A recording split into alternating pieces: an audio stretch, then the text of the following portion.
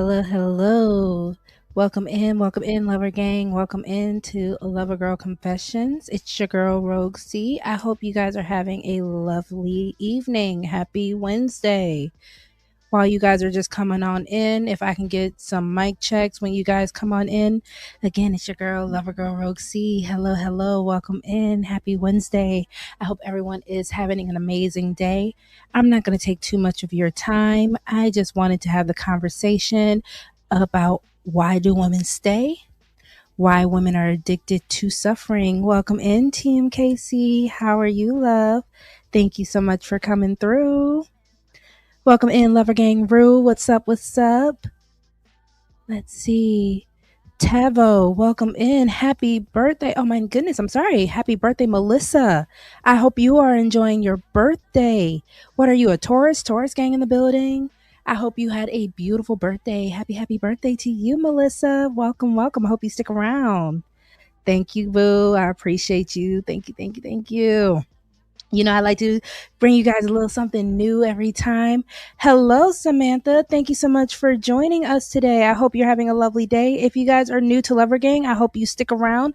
I hope you enjoy the content. We try to go live at least once a week. I try to bring you guys a show, just something quick, something that we can chew on, something that we can talk about. We like to open up the panels. And we like to have discussions, but I do also like to give poetry. I love to give a little vibe to the whole little live stealing. Listen, we love a good fro, right? A good little curly moment. We're here for it every time. You go ahead. I hope you listen, rock it, rock it, rock it, rock it. I love it. Yes, pretty brown, brown. We love it. If I can just get a mic check, mic check, mic check.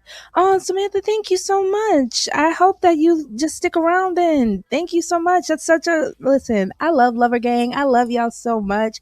I appreciate y'all. Like I said, if I could just get a mic check real quick, anybody who could just let me know. Sounds good. I appreciate that. I appreciate that. Listen, we don't have to steal it. I promise you. I promise you. It's so easy to get hair like this. But you guys, I will most definitely I love to make sure that I give y'all some looks. We love the glow up fund. We love to just look good, feel good. We like to, just bring in an ambiance, set a standard of beauty, because all Lover Gang is beautiful. Lover Gang is beautiful. And I'm just so happy that you guys are all joining us. Thank you. Thank you. And like I said, I am Lover Girl Rogue C. So I hope you guys are ready. So I am going to review some videos that I saw on TikTok. And like I said, since we got the mic good, thank you again, Lover Gang Rue. I appreciate you as always. I'm going to go ahead and just kind of get started. I don't want to take too much of your time. Y'all can let me know if I finish a little early, if y'all want to do a panel. If not, we can just do a little quick live and call it a night. So let's go ahead and get started. Again, today we are going to talk about women being addicted to suffering, women choosing suffering. And, I do want to just kind of get a conversation going about that because it's the choices that we make, right? So like I said, good evening to you all, Lover Gang. If you are new here, this is your girl Rogue C with Lover Girl Confessions, and we are doing a live today. Tonight's conversation is going to make some people a little uncomfortable because when we talk about suffering, we usually talk about what was done to us, right? We talk about the people who hurt us, the opportunities we never got, the betrayals, the disappointments, the heartbreak. But tonight I do want to ask a harder question. Do women sometimes choose suffering?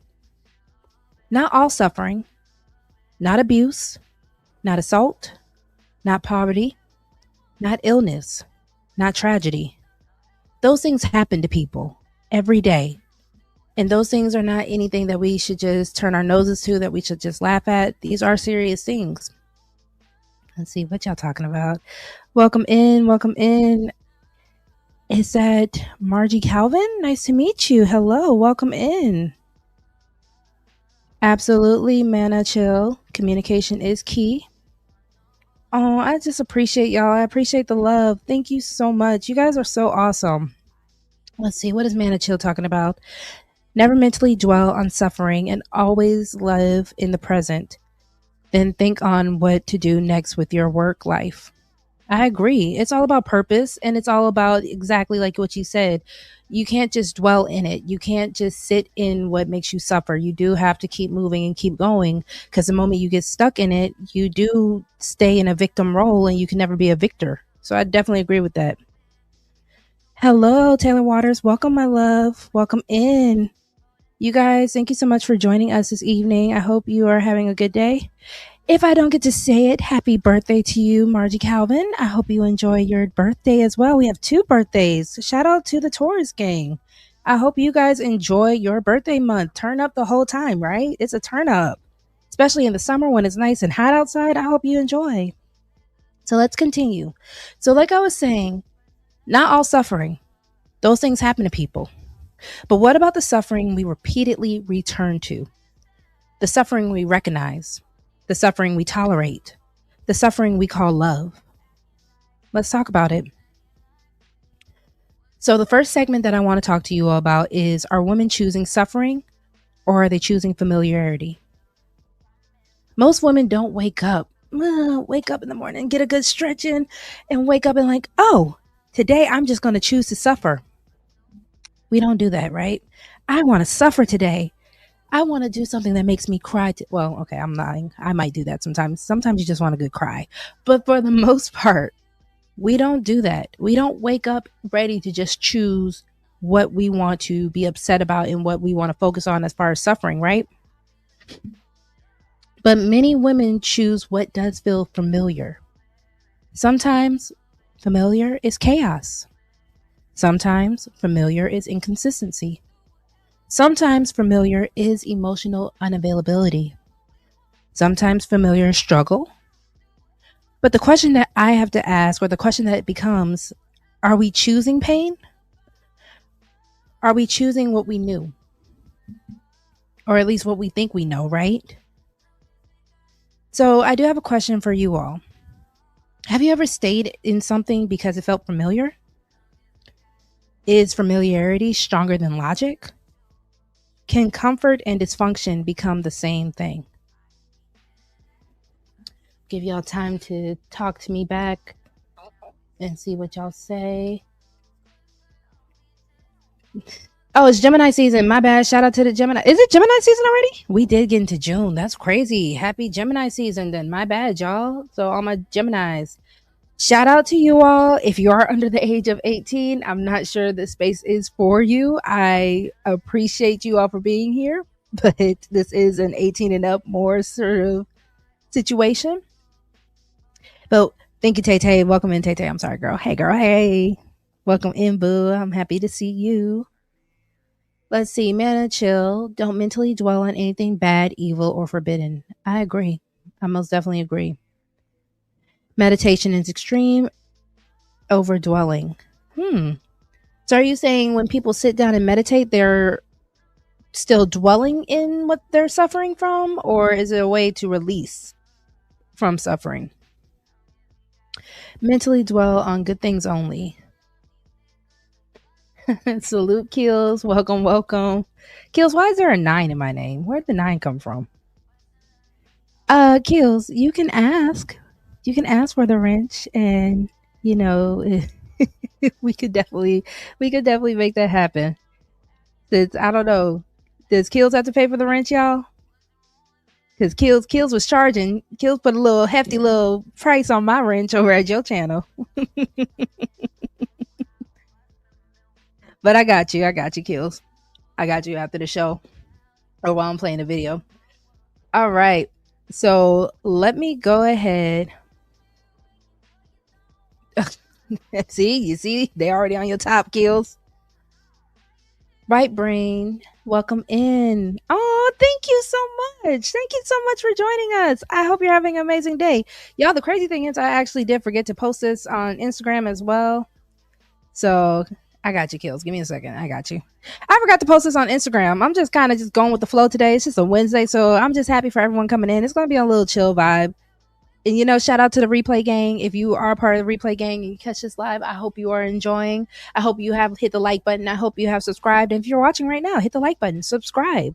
If you are also in the position to bless your girl with the donation, I have the Cash App scrolling at the bottom. feel free to donate to the platform as well. Thank you, thank you. But while we're doing this, oh, nice. Shout out to Cammy and the Untouchables. Thank you so much for joining. I think I don't remember the name. If you were on the panel, I definitely got to say hello and enjoy you. But hi, Right Brained. It's such a pleasure for you to join today. Oh, look at y'all. Look at y'all. All the love. I love the love and lover gang. Shout out to y'all. Let me go ahead and get these TikToks up real quick. Give me a second because I do have a couple of TikToks we want to watch together. Let's see. Grab this and then let me share the screen. Ba-da-ba-ba-ba-ba. Let's do this. I feel like my camera is sliding. Share screen. TikTok. And then let me also, just in case, get my fair use banner. Fair use. I don't know. Is this? There we go. I'm like, is it not showing? Just because you don't know what they're going to try to get you for. So where's my fair use banner? Give me a second, y'all. Bear with me. And then let's get the sound on. And I'm not saying this to be sad and a Debbie Downer. Fair What use. doesn't kill you makes you stronger. No, I'm a trauma therapist and I'm here to tell you that what doesn't kill you sometimes leaves you functioning, but it also destroys you. I recognize why we all instinctively want to hear a great survivor story. We want everybody to be a survivor of their trauma. But what I am honestly telling you that I've seen is that sometimes people are destroyed forever. A lot of people don't actually survive. They become a new version of themselves. Maybe they're still functioning. Maybe they're still accomplishing things, but they're not the same. They've lost a part of themselves that they struggle to get back. They become a new version of themselves that they don't really know how to repair with. And I'm not saying this to be sad and a Debbie Downer. I am saying this because what people think is that once you get out of the threatening situation, the traumatic situation, that you become better, life becomes easier. But the reality is that's when it gets really hard. It's hard because now you are actually feeling the feelings that you weren't able to feel while you were surviving. Now you are actually seeing just how pervasive and damaging the whole situation was. Crawling out of the hole is a lot harder than falling into it. What doesn't kill you makes you stronger. No, I'm a trauma therapist and I'm here to tell you. Okay. So I kind of like what she did there, just to explain that, yes, once you actually are getting out of the hole, once you are, how can I say this? Getting out of the trauma is still traumatic in itself. Even when you think that you should be finding the calm and the woosah out of the chaos, you definitely can still figure that you are going to be, in a situation where you kind of get stuck. It's kind of like a PTSD situation, right? Where once you get out the trauma, you still don't kind of know how to function. And we see that even with people who have been in prison, and why recidivism rates are where they are, because a lot of people don't know how to cope outside of their trauma. And that's why I do want to have the discussion about if women pick suffering. I even wanted to ask, are we kind of addicted to suffering? And then I am going to be fair. Later on, I'm going to ask about the fact that, is that all we know because that's all we're surrounded by? Do we have any other options outside of suffering? So, I kind of like how she said that, especially since she is a professional when it comes down to people in trauma, because we don't have enough discussions about that. And a lot of people think once you're out of the trauma, it's over. And it's really a choice that you have to make on a daily, it's a daily choice you have to make, right? Where I have to choose how that trauma affects me every day, and how to choose not to suffer in it, and not how Mana Chill said earlier, not dwell in it, right? So I definitely liked what she said. What are y'all talking about in the chat? Lord have mercy. Do I even want to put it on the screen? Hold on. Welcome in, Willing to Win. Thank you so much for joining. Shout out to Willing to Win. I hope you're having a great day. Let's see. Are y'all talking about something? Hold on. Oh, Lord. Y'all getting married? Shout out to the marriages. Shout out to the marriages. Listen, that's what Lover Gang is for. Lover Gang is for finding love. And if we're going to be getting married over here at Lover Gang, listen, just say, Rogue C set it up. So I'm happy for you. Mazel tov. Don't consent. Y'all are funny. So let's go to the next video real quick, and then I'll get back into my spiel. It's This might be a hot take, but I think sometimes you can be addicted to suffering. When you're in a state of suffering or depression or self hatred and shame, it is so easy to become addicted to that because eventually you find comfort in that. It becomes like a warm blanket that you wrap around yourself because it's easy to just succumb to the darkness, honestly. It is much harder to pull yourself out of that and want to actually live another day, to stop your suffering, to stop your depression, to stop any of these negative feelings and spirals that you go through. It is 10 times harder to break out of that than to stay in. I know this because I was someone that was addicted to my own suffering and to my pain. I was constantly replaying situations in my head. I was comfortable just being in this dark space because eventually the darkness becomes comfortable. It feels normal, it feels easier, and the light feels so bright and so hard to reach. So it feels easier to just stay where you're at rather than trying to push forward. It's almost like your suffering connects you to a higher sense of being, as weird as that sounds, but there is something deeper and bigger to connect to when you are in a state of suffering. Like, again, I think that's why sometimes people get addicted to that self martyrdom where they feel like if they are sacrificing themselves or suffering in some way, that you are connecting to something greater or that you are a part of something larger, like the embodiment of human suffering over time. Like, it is the weirdest thing, but it is such a slippery slope to go down, and I understand what that feels like. And I think that's kind of why I make so much content about just chasing after what makes you feel good and lights you up inside, because it is so easy to want to stay down, to want to stay depressed and miserable and bitter, but there is light on the other side.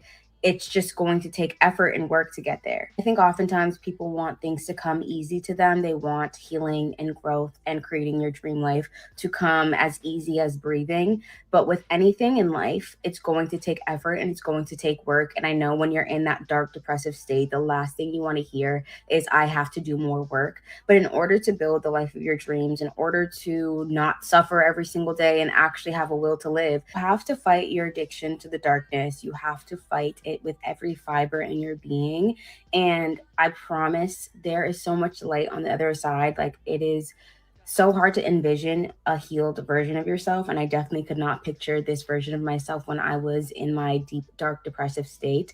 But I promise there is so much beauty and goodness on the other side. And I know a lot of people are struggling with anhedonia and not even feeling anything at all. And I completely understand that. But honestly, if it takes just going back to the things that used to make you happy, even from childhood, if it takes going on walks every single day, if you need to get back into therapy, whatever it is, it's important to take those steps, because allowing yourself to just stay in that state of suffering and misery just hurts yourself, and you're denying yourself of so many amazing things in this life. This might be a hot take, but I think sometimes you can be addicted to suffering. When you're in a state of suffering or So I really like her take, and it's funny you said that, Tay Tay. I actually do have a video for us, if we get to it, because yes, we can say how Christianity and religion has taught women to endure. It has taught women that you are supposed to wait for the blessing outside of suffering. So it is actually something I want to hit on. I do actually have a video about that as well. So I'm happy that you brought that up. But yeah, but with her point, I do like the fact that she calls out the fact that we can get so used to our suffering and so comfortable in the suffering where we forget to do the things that actually make us happy. We forget that things that actually bring joy to our life, right? And the fact that when it kind of feels so comfortable and so normal to be suffering, especially as women of color, especially as black women, it seems like once we get so comfortable in that suffering, we really don't know how to get out of it.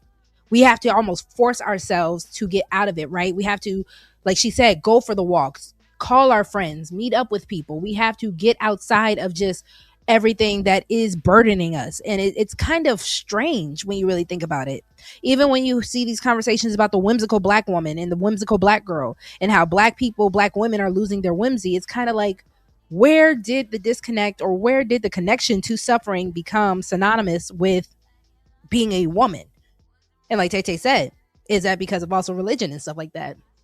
Because again, the question also has to be asked, when did suffering become synonymous with women? in Black women, Christian women, any kind of woman, any person? When did suffering just become the same as who you are? When did suffering become your being? And I don't think we ask that question enough. I think we just get so used to not having the life that we want. I think we get so used to being able to blame other situations and blame other people and blame that we don't really get to see that we are the creators of our destiny, that we are the creators of the path that we want to take. And I feel like that's a lot of pressure to a lot of people, because what do you mean I'm supposed to designate and create my own path in my own life? What do you mean that I'm, no matter if I win or lose, it's still up to me? That sounds hard to people. That sounds uneasy to people. And I think sometimes falling into suffering is easier. Like she said, it's easier to go into that habit. It's kind of easier to go into your shell like a turtle. And I need people to understand that we have to get out of that mindset. That's why we have perpetual victims. We have forever victims. We have people that don't necessarily want to really even try anymore. They're tired, they're exhausted, but it's like your suffering is what's draining you and sucking you dry of your light and your passion and your purpose. And I do have to keep asking women, why do we do that? Are we choosing to do that? Is there another option that we're just not aware of? What is the deal? So the next segment, let me go ahead and take this down real quick, and then we'll get back to the screen. Oh, there we go. StreamYard has been acting weird for me. I don't know if anyone else has been having issues with StreamYard. It's been really weird for me. So then my next segment is the struggle love addiction. You know, in this space, we talk about struggle love all the time, right? We hear it so often. Many women claim that they want peace, but peace can feel boring when chaos feels like home. A healthy relationship can feel uneventful. A stable man can feel meh, predictable. A consistent man can feel unexciting. Yet the unavailable man creates anxiety, anticipation, uncertainty, and emotional highs. And many people mistake those highs for passion. So, you know, have women confused anxiety with chemistry? And you know, you hear that all the time, right? When someone gives you butterflies, that's your anxiety. When you get those butterflies in your stomach, when you feel like, oh my goodness, I can't wait, or what's going to happen, what's going to happen. That's actually anxiety when you get butterflies with somebody. But, you know, I think that's kind of a new phenomenon that people are really just understanding and really just coming to terms with. Like, oh snap, this might not be the best situation for me. This might actually be those red flags that we hear so many people talk about, but because it feels exciting, it's almost like a roller coaster, right? You're going up that roller coaster, and then you know that drop is about to happen, and you're about to get those highs. You're about to get that extreme, you know, what's the dopamine? You're about to get those dopamine hits. You're about to get that adrenaline hit, right? And I think that's what we get so excited about and so used to when it comes down to unstable or chaotic relationships, right? But I also have another question. Is struggle love romanticized? And you know, I think about the movies where it was always like the ride or die, and she wasn't a real woman unless she was willing to struggle with you. Or, you know, if she's not really ready to just go through it with you, is she really even your woman kind of situation, right? And that is such a weird concept to have, because that shouldn't prove my love for you. And I do want to also ask, because there are people who just get so used to chaos. I used to be that person. I used to crave it because, like I said earlier, things kind of felt boring or uneventful. So, why does peace sometimes feel empty? And if you are watching the replay or you're watching later, please just, you know, feel free to also pop off in the comments later, replay gang, because I really want to have these conversations with you all. I know it's Wednesday. I know people have to work. I know people are tired. But again, I do have to know how women confused anxiety with chemistry. Is struggle love romanticized? And why does peace sometimes feel empty? Let me go ahead and get my fair use banner back up, because I do have a video for that part as well. And then let's share the screen. 1 second.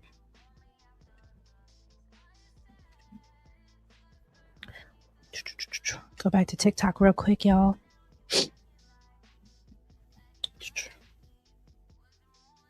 That woman is not a piece of shit or a bad woman because she don't want to struggle with your ass, bro. That woman is not a gold digger because your ass not where you want to be and she don't want to deal with that shit. It is a huge difference between being a gold digger and just wanting a man that's financially stable. She just want to make sure you own your shit and you can take care of yourself. She don't want to drop you off to work because you ain't got a fucking car. She don't want to send you money to eat because you ain't got no goddamn money. She don't want you spending that at her house because you ain't got no fucking house. Even worse, she don't want you to drop her off at work and you take her car. And even fucking worse, she don't want to have to spend money to buy your ass some clothes because you ain't got no money to get some good, clean fucking clothes. That's what some of these women be wanting. Now, gold diggers, come on now, y'all know what a gold digger look like. But there is not shit wrong with a woman that just want a man that has money and then that can take care of herself. Because again, I say, who the fuck won't struggle love? That girl is not a bad person just because she don't want to be in poverty with your ass. Get some fucking money, dude.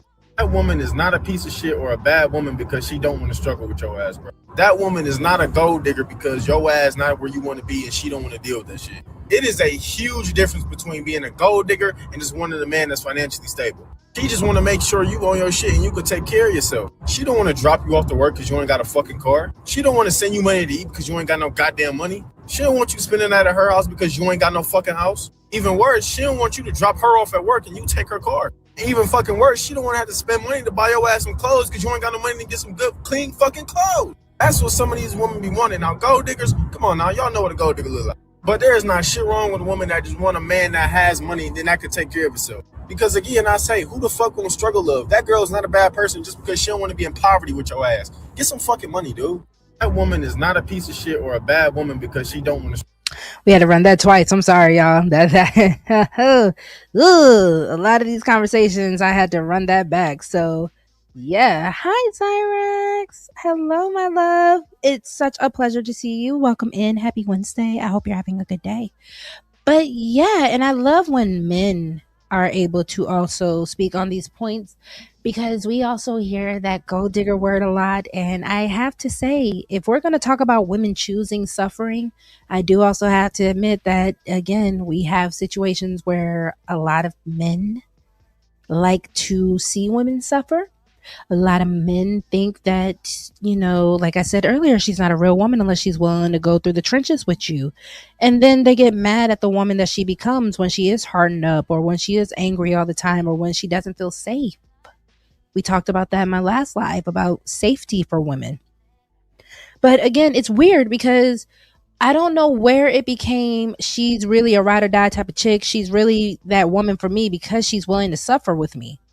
And, I've had males, really close men in my life who would tell me like, nah, you need to go back to your daddy and your people if I'm out here struggling. And I have to say, as much as that would feel like it would hurt, I appreciate men who believe that because, again, you all have to understand that when men have to go through it, they have to go through it alone, respectfully.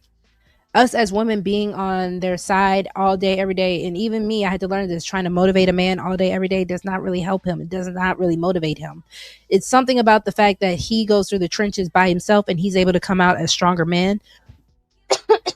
Excuse me. He comes out a stronger man that he actually feels like he's earned more respect, and rightfully so.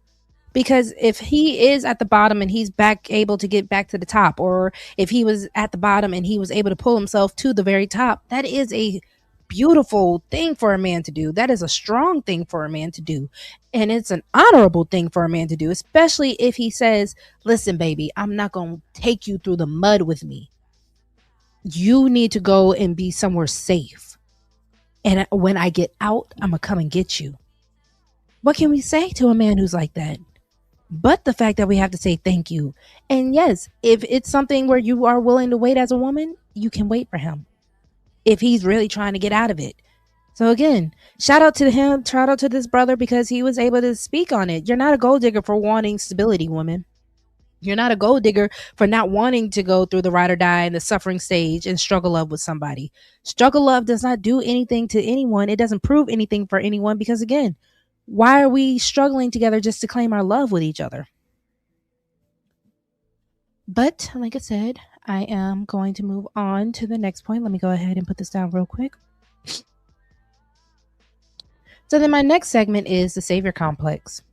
Many women don't date Many women don't date who a man is. They date who they think he can become. A lot of us fall in love with potential. And I think that's where we get caught up in struggle love as well. That's the accountability side for a lot of us as women. We fall in love with potential. He has this vision, he has this dream, but he doesn't have any action to back it up. He hasn't shown us any type of business plan. He hasn't shown us the motivation that you want him to have to really see this through. So we fall in love with the potential of a man. And potential has destroyed many women. We become attached to a future version of a man that doesn't exist yet. Then we spend years trying to build him into someone who we should have required him to be from the very beginning. So I have to ask, why are women willing to build men they wouldn't choose in their finished form? Is fixing someone a form of control? Because I can be honest, I do agree. I've been called a drill sergeant. Shout out to the Untouchables. They called me a drill sergeant. They said I was nagging over there. I have lost not only respect to a man, but a man has lost respect for me because I'm not going to say I guess. I'm going to take accountability. I pushed too hard. I wanted the potential to actually be something bigger. And I have to admit, once I found out that that wasn't what he wanted at the time, I most definitely pushed him away. Because I'm thinking I'm being a cheerleader, rah, rah, rah, keep going, rah, rah, rah.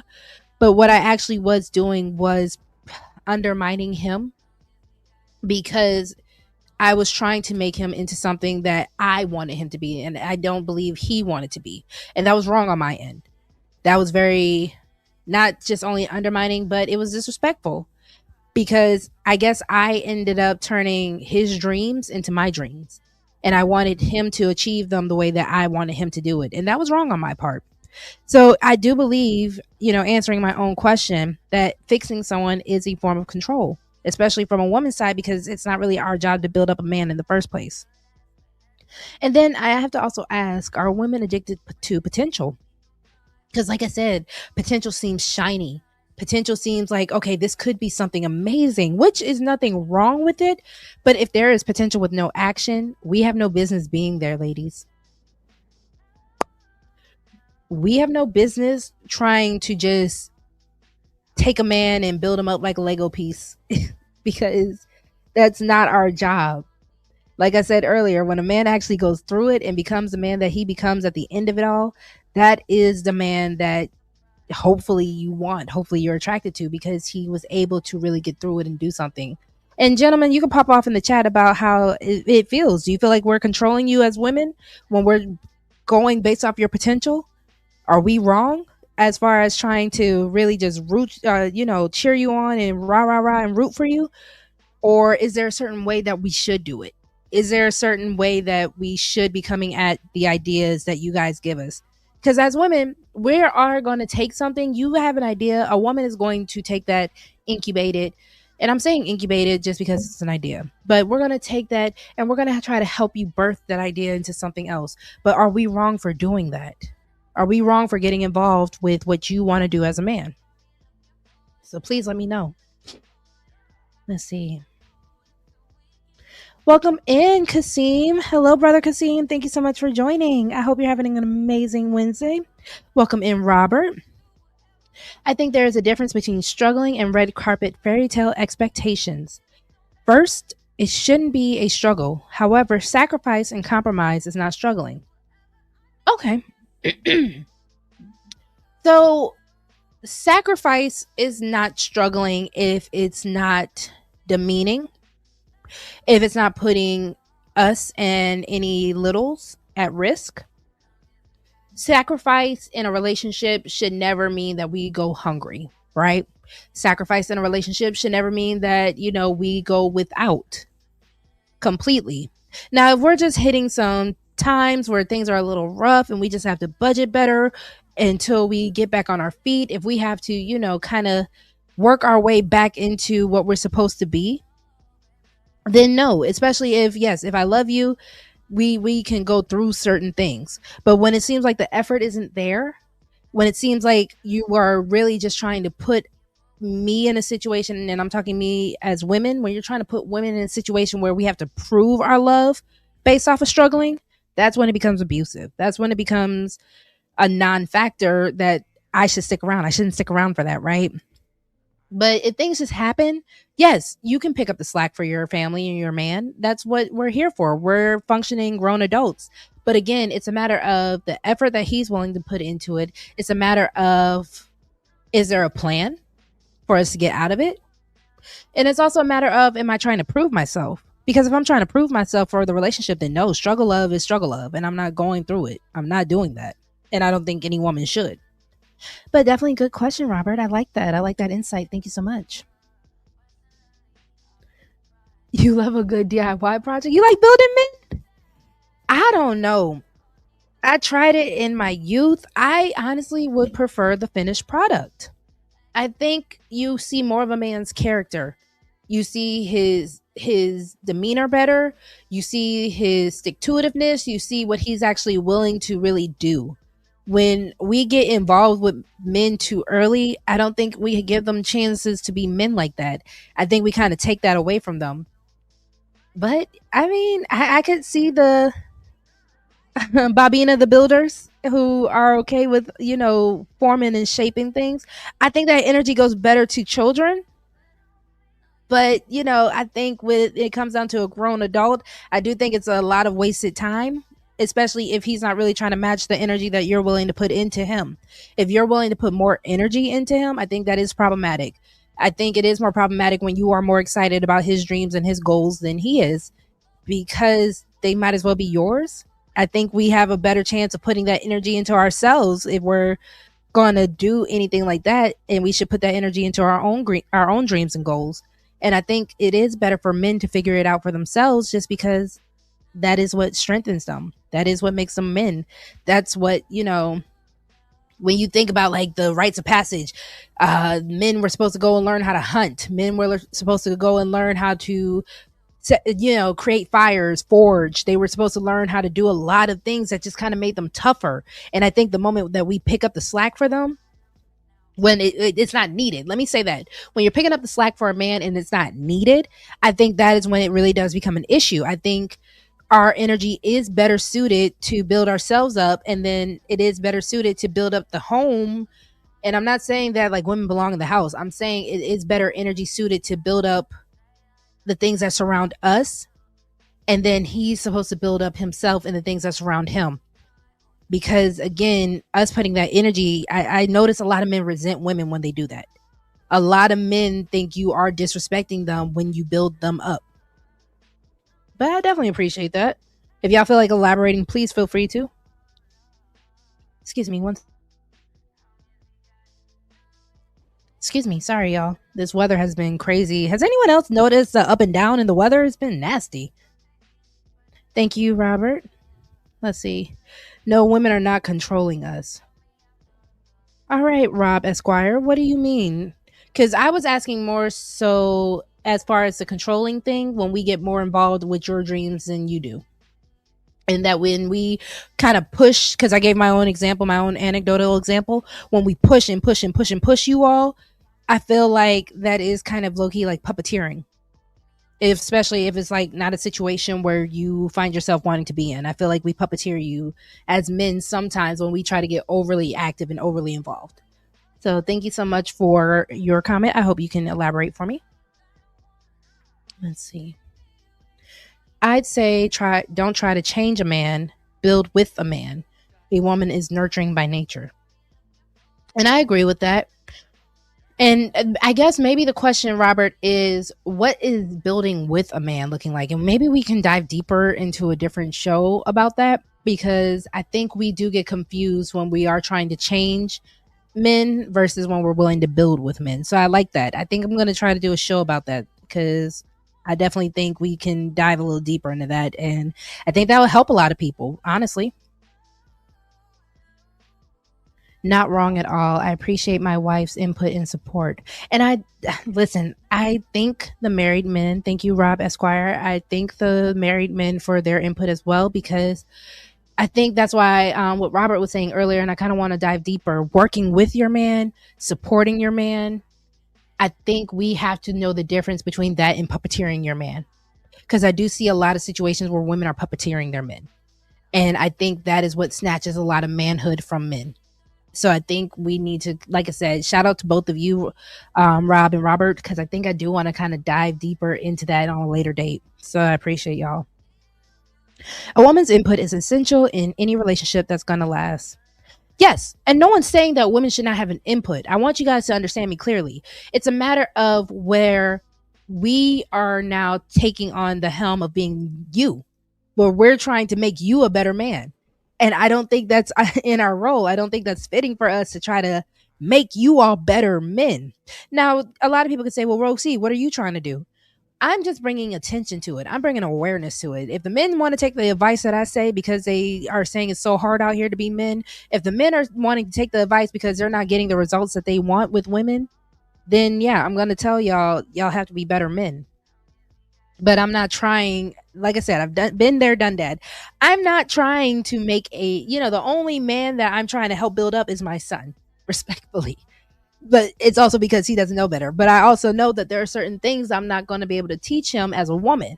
That's why he has he has other father figures, grandfathers, uncles. He has other men in his life that are going to teach him the things that I can't teach. But I don't believe that women can really cultivate a man. It's a little different when a man tries to cultivate a woman. I don't think we can do it the same way. Now, like I said, we can support you all.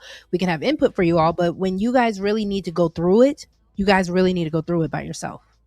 I don't think a woman struggling with you all actually helps your manhood. Especially if she's just struggling with you to prove that she's such a good woman. That doesn't help anyone. That actually hinders people. That actually gets in your way as a man. It's actually more of a liability than anything. Build with the man, not change or expect what your version of reality is. And that's the whole point, Robert. I agree. I think a lot of women have this idea of when we build with a man or build up a man, we're trying to make him into our Ken doll.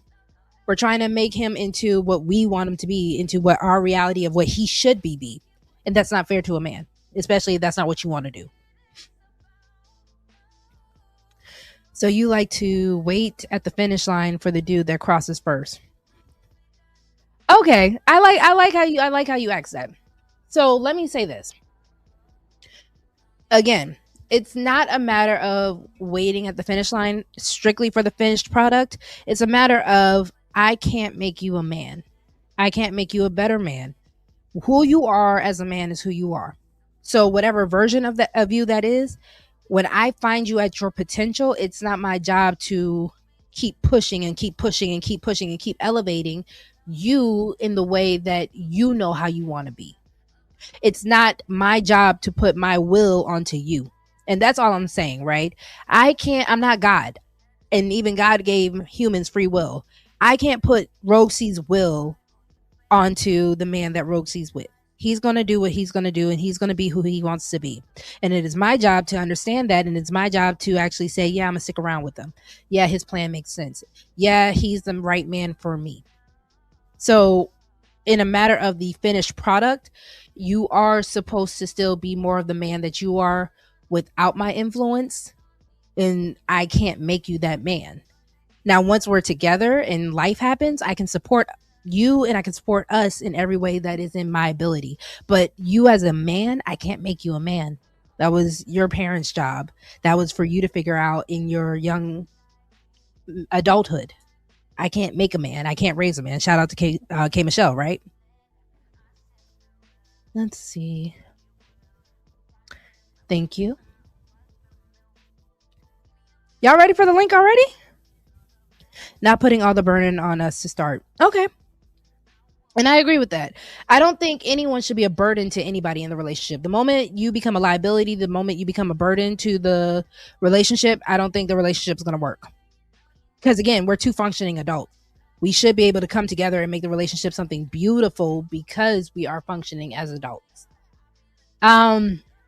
But again, the whole issue with potential is potential can be a burden if you're not trying to be anything with that potential, if you're not trying to see that potential through. I shall drop the link momentarily. I will. Am I spieling too much, Tay Tay? And forgive me, y'all, I'm behind in the, as I'm doing my show and I'm talking about the talking points that I want to do, I do get behind on the comments in the chat. So I appreciate y'all for bearing with me, and I appreciate the conversation. Thank you for, coming back to me with the conversation. That's what helps the show. If you haven't already, please make sure to hit the like. If you haven't already, please also subscribe. Share out the video because, your girl is trying to get better at sharing out her videos. I just be kicking it with y'all. And then, yeah. Also, like I said, the Cash App, if you would like to donate to the show, is scrolling at the bottom. I will definitely appreciate you for also supporting the show. Thank you so much. So Rob said, "Oh, my bad. I came in late. I agree with you. I apologize for the misunderstanding. As long as a woman is in full support and offering intelligent guidance and an open ear, I believe men will agree." No worries. No worries. Listen, I'm happy that you came in and joined us. I definitely agree. Like I said, when we are together, we are supposed to be a yin and yang. One might not be able to do something that I can. He might not be able to do what I can do, and he, can do what I can't do. I think it's really how we push and pull with each other. But if I am constantly pushing and pushing and pushing you into a position that you're not trying to be in, I'm wrong. So I do have to take that accountability as women. And I think a lot of women who act like me will also have to take that accountability. Let's see. Building with a man looks like what a relationship should be, but many women are afraid of it. Work, compromise, sacrifice, and listening. Okay. So, what part of this are women afraid of or not willing to do? Are we not willing to work? Are we not willing to compromise? Are we not willing to sacrifice? And are we not willing to listen? And you know what's funny? I do hear a lot of men say that a lot of women would not do either or. And it does come down to the idea, are women just stubborn? Or do women know better? Or, are we just being disagreeable just to be disagreeable? Because I did mention earlier, there are women who enjoy chaos. There are women who are addicted to suffering. So now I do also have to ask the men, are you getting with these women who don't know how to be peaceful, who don't enjoy peace? And that's why she's not willing to work. She's not willing to compromise. She's not willing to sacrifice or listen. Because again, I do have to always go back to the people that we choose. And even if the person wasn't the best person, the person was a bad person, we still have to go ahead and reflect on ourselves and say, well, why did we choose them? Every, situation I've ever been in, I have to ask Rogue C, well, girl, why'd you choose him? What was lacking in myself? What was I searching for? What was I trying to do? What was the end game? What was the goal? And when you actually sit down and have those conversations with yourself, it actually makes relationships so much easier.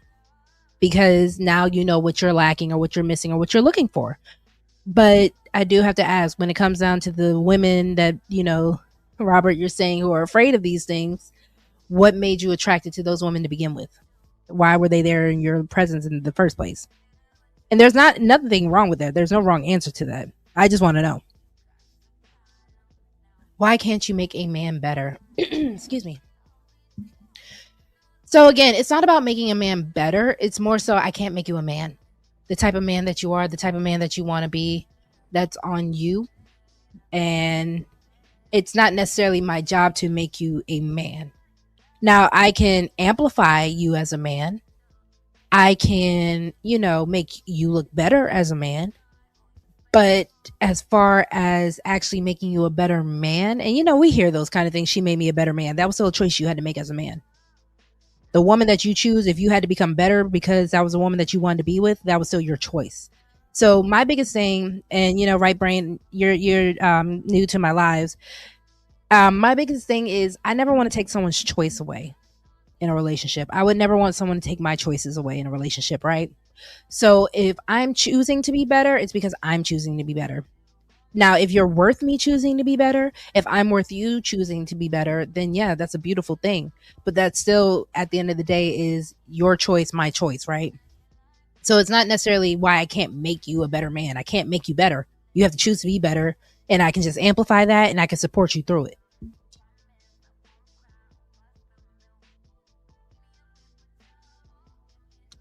Pardon me. Please do as Willing to Win said. Please like the video. Please, please, please, please, if you have not already. Kasim says the success demands you clarify values, align on vision, and invest in the partnership itself. It bridges romantic desire with realistic strategy, moving marriage beyond hope to deliberate design. Oh, I like that. I like that a lot, Kasim. I'm going to hold that up for a moment because that is a really, I was actually talking to one of my dads earlier today about the fact that a lot of people don't balance the work and the play of marriage. A lot of us don't balance the fact that we have feelings, but we also have roles and assigned and designed jobs to do in the marriage. And that is where a lot of people, and myself included in my past marriage, get confused on things because things might not feel good, but it's not always going to feel good. So I like the fact that you are saying that, one, we have to clarify the values and that we also have to align, because a lot of people aren't aligning with each other. But then when you also invest in the partnership, I'm going to invest in you, you invest in me type of stuff, where I know the things that are going to make you feel good and look good, and you know the things that are going to make me feel good and look good. And then we bring that to each other. Because happiness is fleeting if you aren't trying to do the work to be happy, which is the whole point of this show about choosing suffering. So I appreciate that. And then again, the balance between realistic strategy and romantic desire, because again, the passion that everyone's looking for, the feelings, the love, the romance that everyone's looking for, it does nothing for you without having an actual goal and strategy. So I definitely like this. I definitely like this this comment that you did, Kasim. I appreciate you for it. Let's see. A lot of Black and brown women are very stubborn.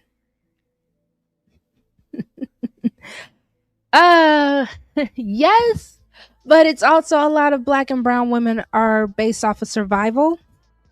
And, survival has made it more difficult to trust in things that, unfortunately, a lot of times we do have issues with men where trusting in men has become a luxury that a lot of women haven't really tapped into yet.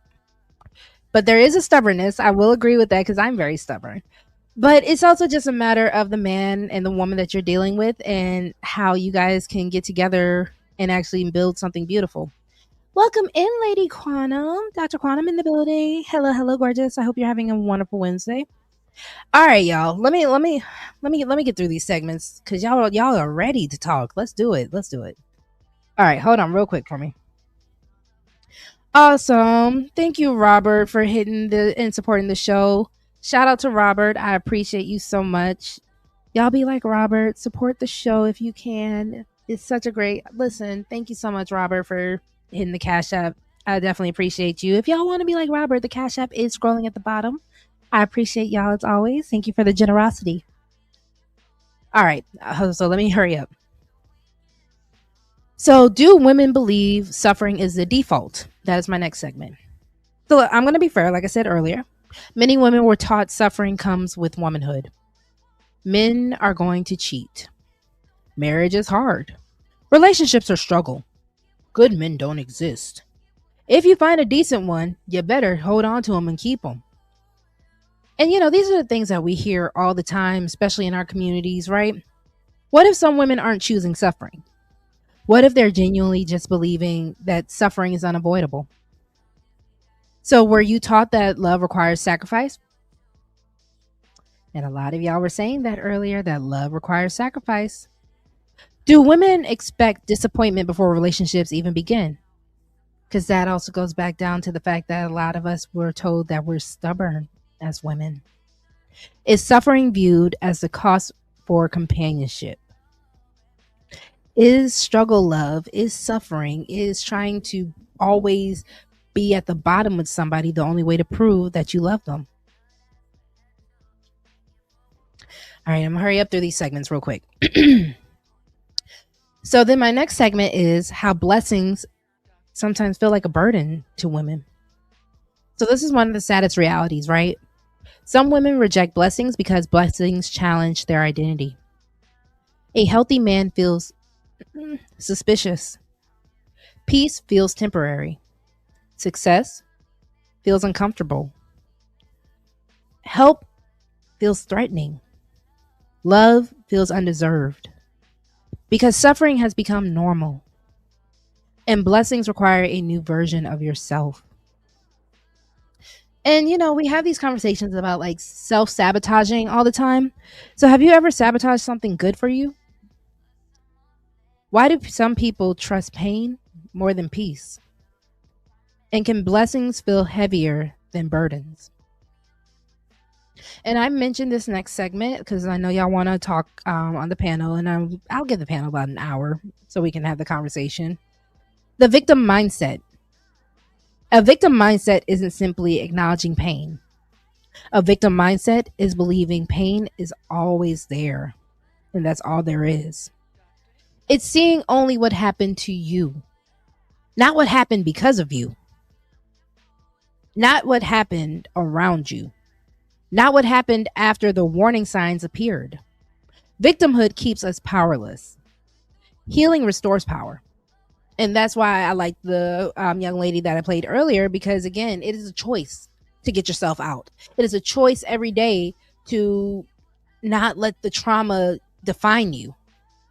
And that's not saying that that's easy work and that every day you're going to be able to make that choice. But the fact that you will have to make that choice is the big part that a lot of us keep trying to avoid.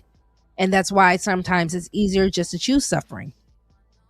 So is there a difference between being victimized and living as a victim? And can victimhood become an identity? And I definitely think it can be. I think a lot of people actually get stuck in being a victim, and that is all they want to be, and that's all they can be. What happens when pain becomes your personality? So then let's see, how many segments do I have? All right. So let me get these segments out the way real quick so I can open up the panel. Bear with me, bear with me, bear with me. When you can see both the good and the bad, this is where accountability begins. Because once you can acknowledge both the blessings and the warnings, you're no longer simply a victim of circumstance. You're a participant. Not to assign blame, not to shame, but to recognize power. A victim only sees what happened to them. A participant sees what happened, what they tolerated, what they ignored, what they benefited from, what they must change. So can healing happen without accountability? I don't think it can. I think we have to look in the mirror every time we want to actually heal. I think that's what the whole point of doing shadow work and all that beautiful stuff is. What red flags do you knowingly overlook? At what point do you become a participant? So then here's the hidden benefits of suffering, which is why a lot of people actually get addicted to it. So this is what's going to hurt, right? Because every repeated behavior usually has a reward. What does suffering provide? Attention, validation, identity, excitement. A reason not to risk for something healthier. Many people aren't attached to pain. They're attached to what the pain gives them. And I can honestly say, it was easier to always blame my pain. It was easier to kind of always have that in the trump card ready to pull out. Well, boom, this is why I am the way I am, right? This is why I act the way I act. And it took away a lot of responsibility that I wanted to avoid at the time. It took away a lot of the what am I trying to say? It took away a lot of the accountability, just for that is the term, right? It gave me somewhere else to kind of put my focus on instead of doing the work that I actually had to do for myself to be a better version of Rogue C. And it was easier. It was convenient. I didn't want to wake up early in the morning to really work on the things that I wanted to work on. I didn't want to work harder. I didn't want to do it. So the pain was something that I could easily just place it on and be like, well, that's the reason, right? So can suffering become comfortable? I think we answered that. Is healing scary because it removes excuses? And my biggest thing for 2026 that I do want to do, I want to remove complaints. And the only way that I learned that I can remove complaints out of my life is when I remove my excuses. because I don't want to complain about anything anymore. If things don't happen the way that I want them to happen, it's because I didn't push hard enough for the reality. And that's not saying that things can't happen out of my control, but the things that I can control, those are the reasons why I need to go ahead and knock down those barriers and keep pushing, because those are the things that are keeping me from being the best version, or being the version of myself, being the higher version, being in the positions, being getting paid the way I want to get paid, having the love that I want to have love, right? So that's what I have to start pushing through, because I don't want to be a victim anymore. I don't want to have complaints and I don't want to have excuses. So then the next segment, real quick, is the fact that this is based off of scarcity thinking. Many women don't believe abundance exists. I know I didn't. Not abundance in love, not abundance in friendships, not abundance in opportunities. So they settle. Not because they want less, because they believe more isn't available to them. And when you believe options are limited, suffering starts looking like the reasonable compromise. So do women settle because they want less? No. But you can also answer that. Do you think women want to settle just because they want less, or because they believe less is always what they can get? What would change if women truly believed that they had options? And that's why I keep saying people need to stop taking, even to themselves, you need to stop taking your own choices away. Because the moment you start living in a scarcity mindset is the moment you start taking your own choices away. Welcome in, H&M. Hello, hello. See, Lady Quantum gets it. Being the observer. I agree. And, there's nothing wrong with observing when you are learning how to strategize with it, right? But I think when you are just sitting on the bench or the sidelines the whole time and not really playing the game, that's still losing to me, because you're not really doing what you really want to do, which is to play. And lastly, accountability and compassion. This conversation is not about blaming women. It's about empowering women. Because again, we already have enough of that. We already have enough of the humiliation rituals. We already have enough of the she needs to do better. She needs to choose better. Compassion says you were hurt. Accountability says you still have choices. Compassion says you didn't deserve that. Accountability says don't volunteer for it again. You need both. Because compassion without accountability creates helplessness. And an accountability without compassion, all it does is create shame. So I'm going to go ahead and open the panel now. Thank you all so much for being patient with me. And we can rock out for about an hour. It's a weekday, so we're not going to do anything crazy. So I'll go ahead and drop the link for those who want to come up, and we'll see what happens. And if we don't have a panel today, that is also okay, because Roxy would like to go to sleep. But if you guys want to talk a little bit, we can talk a little bit. But if not, this was really just a little quick show I wanted to do, just to talk about the fact that we don't have to choose suffering. We don't have to choose, the things that actually just ruin us or make us unhappy. You can choose to no longer be a victim. And I think a lot of people need to hear that, because we get so caught up in what hurt us and what broke us, to the point where we don't realize that we can be fixed. And we're not looking for just someone else to come and save us, that we can fix ourselves. We can save ourselves. And, it sounds scary compared to what can really just, be more comfortable. Because like I said earlier, a lot of people can get comforted by their suffering. And a lot of times people can just stick around and just stay in it. All right. Welcome to the stage, Tay Tay. Hey, girl. Hey. Hello. Hello. How are you today? I'm doing well. How are you doing, dear? I'm well. Thank you so much for asking. I just wanted to pop in for a little quick show. Okay. So what you got for me? What you thinking about about women choosing suffering? I don't know. I think there's a caveat to it. I think we become addicted to certain things because, our nervous system, when our nervous system is not used to unfamiliarity, it kind of, it's just like, okay, this isn't something nothing's happening, but this is something that I'm not used to. To where, this said individual they give me this intense feeling, and I think a lot of times we equate intensity with love and in certain things, and we think that these are signs, and this is, my body's reacting this way, so this motherfucker has to be the one. And it's just, no, your nervous system is saying abort mission, bitch. Get away from this individual. He this is chaos, this is chaotic. Right. But I think it's up to us as women to you know find that balance at the end of the day. Hmm. And I think that I think that you have to do that. You got to start doing things that you like to do, if outside of you being in a relationship Hmm. with the opposite sex. That's just my opinion. I feel like women need more hobbies. Mm. Need to do more fun things. Every now and then, I take my grown ass to a park and I'll swing on that goddamn swing. Ew. Okay. I do like swinging. Robert, can you show me it's you real quick in the back?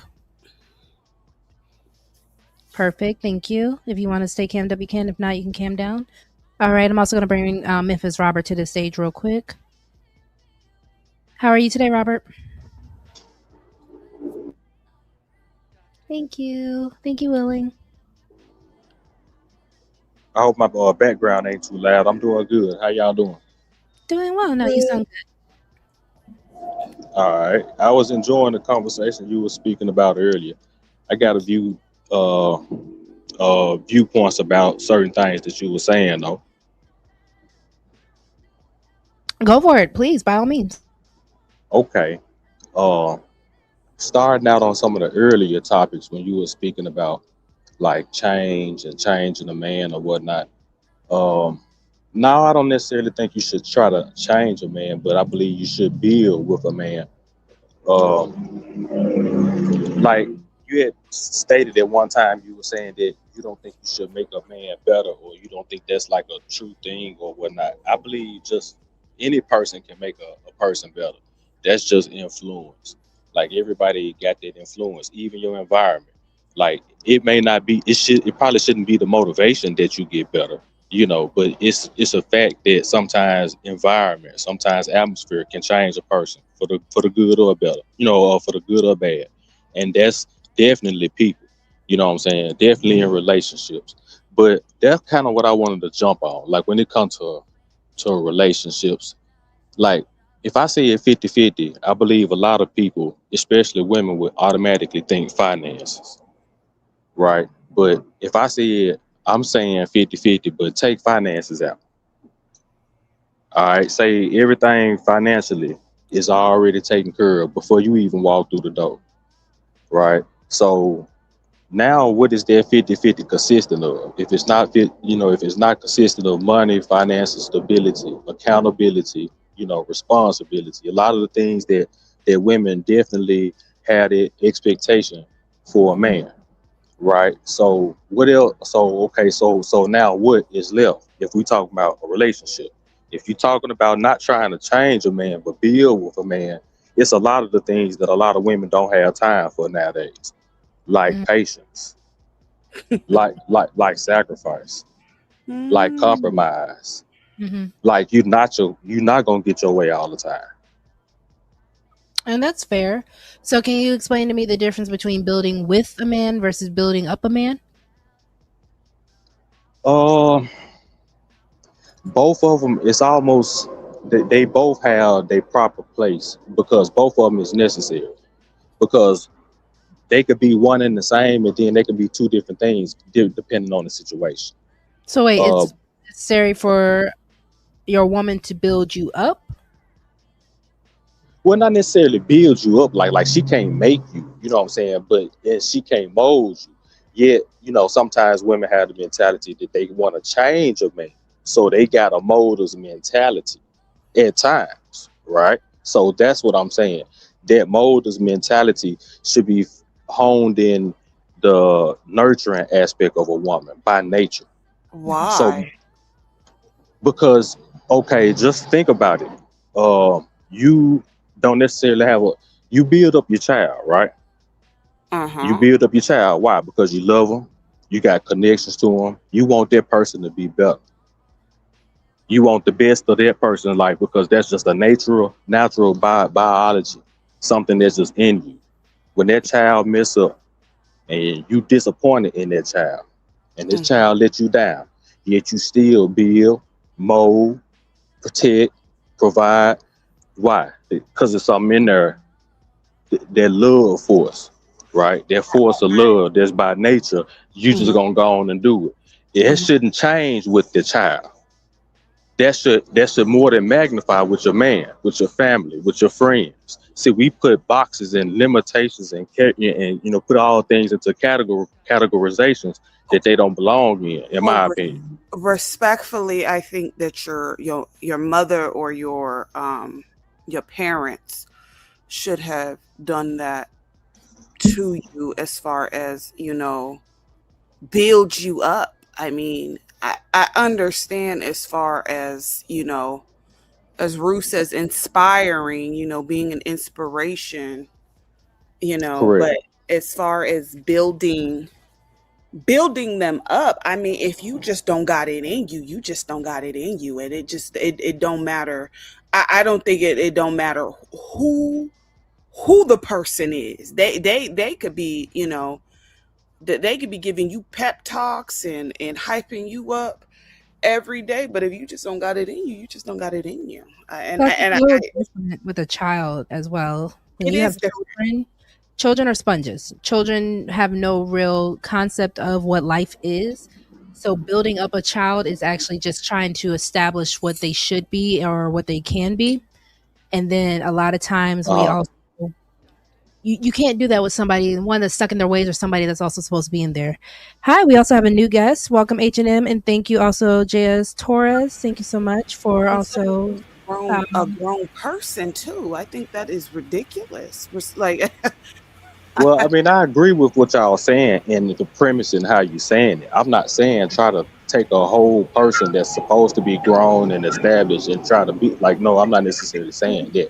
But like I said, when it comes to the relationship aspect, your input is essential and influential. It's a lot of times I talk and I say stuff and it be heavy. I drop off some wisdom or whatever, you know what I'm saying? But a lot of times people don't know where I got it from. They don't know I got it from that lady that was laying next to me last night. You heard it on Monday morning at 9 a.m., but I heard it last night at 10 p.m. Building like that, molding like that, nurturing like that, building up like that, structurally. mhm. I okay. also want to I'm welcome Tequila and then also H&M and JS Taurus also joined us. So Rue also said building a man up in the black community equals financially supporting him for 5+ years. What do y'all think about that? Brew is messy. I mean, it got some truth to it, sadly. Unfortunately, yes, it does. Uh-oh. Uh-oh. Okay. Hold on. Yeah, I mean, I don't necessarily, I mean, hey, if it got some truth to it, I ain't gonna run from it. It does have truth to it. It's Okay. sad, but it is what it is. I'm liking what we're saying right here, right now, because I did also talk about the struggle love aspect of things. So I want to hear from H&M and then JS. You can also get in after him. Can y'all hear me? We can hear you, Yeah. H&M. My internet been lagging. Yeah. How you doing? Salute to Rogue. Always on the go. Come together. We can all just grow. Lord have mercy. H&M. Thank you. Really got theme music now. I guess you Well, could say that. more like a I can dig it. I can dig it. I can dig it. little Oh, you're soliloquy. damn right. Oh, you're damn right. Now, as far as the difference between building with a man and building up a man, building with a man, I think both the woman and the man got something going for themselves. They're going to come together, bring their resources together, and build an empire. And like the Yep. TV show Empire, that's what you call building with building with Yeah, that's someone. But building up somebody, that's when the person you're kind of inspiring that person to do better, and you kind of want that person to how should I put this, mature as well as evolve. I'm going more for the Mm-hmm. mature aspect. Mature is when you become a better version of yourself, but evolve is when you become a brand new version of yourself for better or for worse. I want people to mature and evolve. Hmm. There you So go. when you're building up somebody, you're going to get one of two results. You're going to make that person the best version of himself, or you're going to be taking care of this man for the rest of for the rest of your goddamn life. Like somebody in the comment just said, supporting him for 5+ years. I've seen that happen before. I'm I good. knew I knew women. I knew a few females from around the way who were in relationships with dudes like that. I'm like, why the fuck y'all dealing with these dudes if they not trying to do better? But then Be- y'all, but then because y'all look past the dudes that is doing something for themselves. I understand he ain't your Yeah. type, but don't look at every man that's doing something good for himself without a woman's help as being a square, a lame, a loser. Come on, we got to do better The than good this. Just guy. but saying. you Go ahead. know My mic is what muted. Rock out. Go ahead. what that is, just real quick, I'm sorry. What that is though is a lot of women, and a lot of them ain't gonna admit this, right? But it's like, how do I say this? Lord have mercy. Um, it's something about it's something about a motherfucker that needs you that is very like that is very alarming to a certain degree. Like, Hi, and Jaka. it is a form of manipulation, okay? And it's a sense of control at the same time, to where, Mm-hmm. this individual, you know, Thank you. can't really I'm not gonna say can't function, but need you for certain things. You the breadwinner, you paying all the bills, he's trying to get his rap career Not the rap started, career. Oh my god. Really? whatnot. he trying to Mm, he Not trying DJ such and such. he trying to become the next influencer. Being 50 years old, being called Lil Easy. And Golly. whatnot. No. So I've always said some things you're never too old for, but is this one of them? Well, that's a matter of opinion. I mean, when you 50 Ooh-wee. something, you still try to be called Lil. Lil, Lil something. You Don't No, just do it. drop the lil and call yourself big whatever. I mean, Bow Oh Wow my did it. He just gosh. called himself Bow Wow. Romeo, same thing, just but Romeo. no, Take the it's a lil out form when of you reach a certain age. manipulation Yeah. and control. That's what it is. Now, when To you say where control, though, do you think that I asked this earlier? Do you think that women who want to build up a man just want to do it to control the men? I wouldn't say control them per se, but to be able to be like, nigga, I was there when you had holes in your socks. Okay. I was there when you had a chipped tooth. I fucked with you. You had a chipped tooth before you got your grill fixed. I was this, I was that. So, are men wrong then when they kind of replace that kind of woman? When they go to a woman who doesn't do that, right? Are they wrong now? I mean, I wouldn't say that they were wrong per se, because I mean, at the end of the day, Obviously. you don't be like e- being constantly reminded that you weren't shit at one point. It could be, it could do something to one's psyche. Like, I'm not even gonna hold you. Like, as a person, that would do something to your psyche. Well, It really damn, would. because now that I'm doing well or doing better, you know, you're upset with that.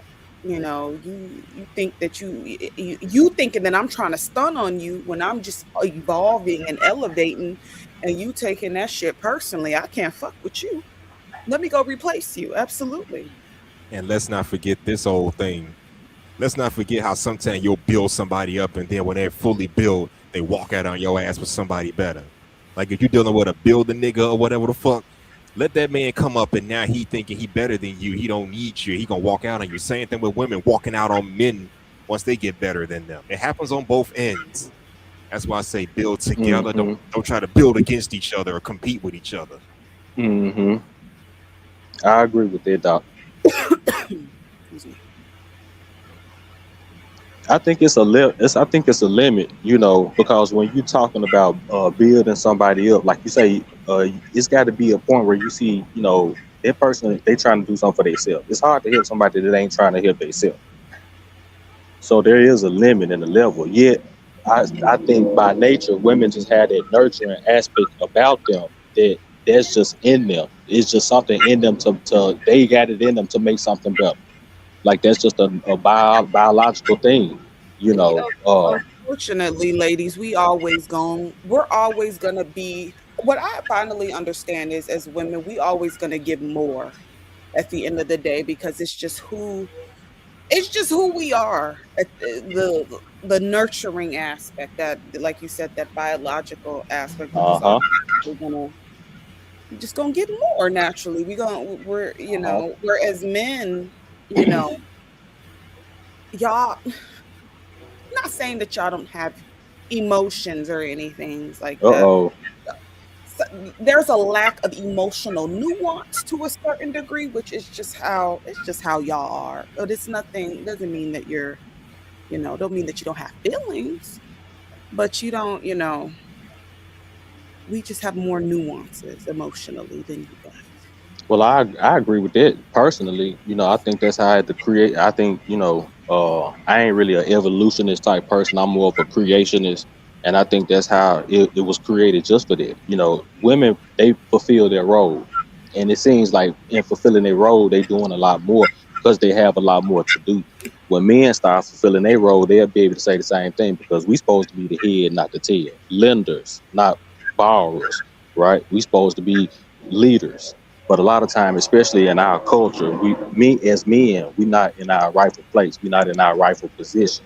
It's not that women necessarily give more, but they are created in a certain way that it's almost like they cover all the bases. It's fascinating. I think woman is one of God's greatest creations. I mean, if you just look at just the biology aspect of a woman, how she can carry a whole human being.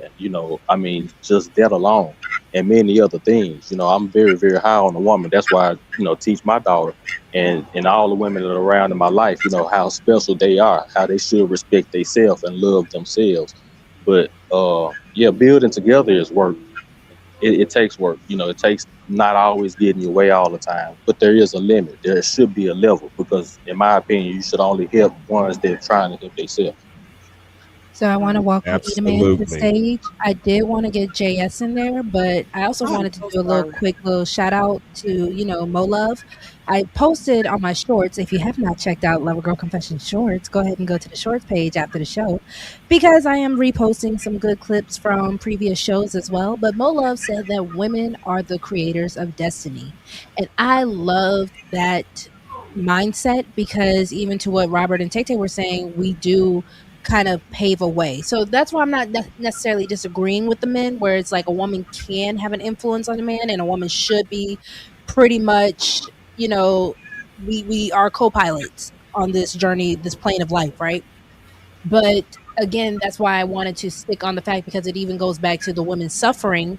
We're choosing certain men that we have to build up, and we're choosing certain men and choosing suffering because either A, we believe it's comfortable, B, we like the chaos, or C, it's kind of like a lot of women feel like that's the only option that they have, which is why I'm not necessarily with the idea of building up a man, but I'm not against building with a man. But I know JS, I've been waiting on you to get in, sweetheart. If you want to go ahead and say something, and then hey E, I'll let you go after JS, and then we can get back to it with Robert, Tay Tay, and H&M as well. Well, first of all, greetings. Thanks for letting me on your platform. First time here. Um, Thank you for so joining. Always welcome. yeah, so my initial, I guess, beef, so to speak, is the whole like, why can't women build with men?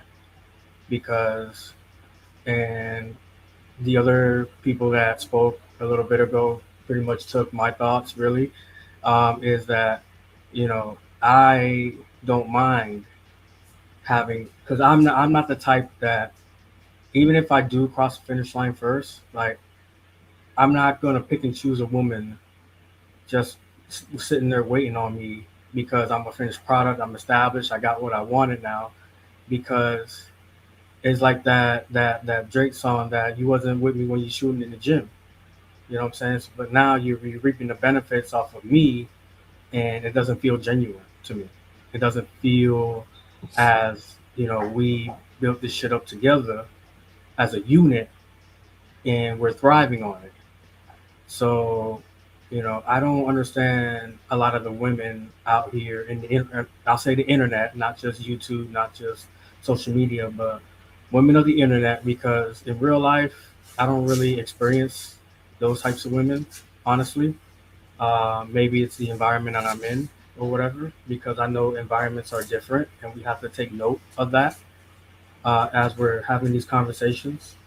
So, I just want to, emphasize the point that um, now discernment plays a key role, of course, because you don't want to just build with, and like they were saying earlier, an ain't shit nigga. So if and pretty much y'all would know a nigga ain't shit from the beginning, and then as a woman, y'all should be able to discern enough to not build with that because he ain't shit.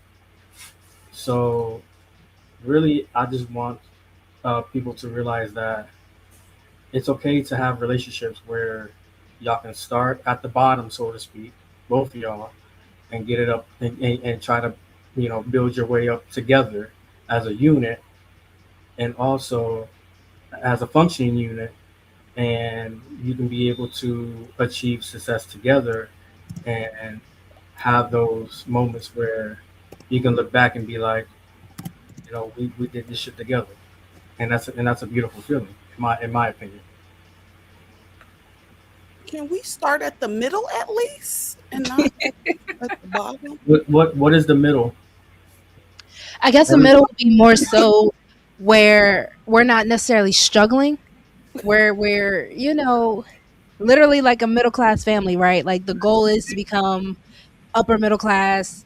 From what a lot of people say with building up a man or building with a man, it kind of sounds like you want the woman to start with you in poverty, right? And then you want her to prove herself. That's why I said earlier too, is almost like you want her to prove herself to the fact that she can go through the mud with you, go through the trenches with you. And it's kind of like what, Tay Tay saying, I don't want to be in the trenches with you. We could be somewhere out of the war. We I could just and I'm saying this because and I'm just saying this as far as like I don't know how old everybody else is on this panel, but I am damn near 30, you okay? know how old I am. Don't play with me. And you know, I couldn't tell, honestly. I mean, at certain ages, I'm literally am I a year older than you or a month older than you? you, I'm a year and a month older than Tay Tay. I'm 30. yeah, yeah, you got me about Oh, All okay. right, relax. I'm What older are than you? both of y'all. 97? I'm older than both of y'all. I'm an old man up in here. Listen, born 96. I Shout out know, to the right? 90s babies. Hey, the 90s was an era, okay? It was a Oh, time. yes, it was. It was a Yeah. time. Best decade ever, Just in my let me opinion. know when I You get in damn here. right. I did say Eat a Man could go after JS though. So Tay Tay, Oh yeah. I'm gonna let you say what you said, and then Eat a Man go ahead and get in. No, let him go. Let him go. I just wanted to say. Yeah, so the Hi question is, E. how Hi. you doing? How you doing, Yeah, say Rosie? hello. Looking Shit. gorgeous as usual. Can you see me? Can you hear me? I can go ahead, E. Thank you. So the answer to her question, can we start in the middle, or depending on how old I am? If you're gonna get me to I'm 35 years old, maybe we can have that conversation. I tell women don't start at the bottom. Find a man on his way up. So he might be in poverty, but he's on his way out. You know what I mean? If he's in poverty, he's on his way out. I'm hearing this conversation, and it sounds like a lot of people trying to stop themselves from being hurt, and that's not how love works in so many words. First thing, you got to be able to vet the person and make sure they're worth the investment, but we know it's no guarantee, right? And Right. then once you find somebody that's worth it, you need to ask them. I tell women all the time, ask a man this plan and see if it includes you without you asking them to put it in there. Like when you So Mm. start okay, talking so to how would the plan what should we be listening for if the plan's supposed to be including us in there without actually saying, "Hey, include me in your plan"? What is So, maybe 3 things a woman should be listening for? so the first thing is, me and my daughter was having this conversation. If a man is talking about, if you ask him what his future is and he don't talk about family and kids, you ain't included. Mm-hmm.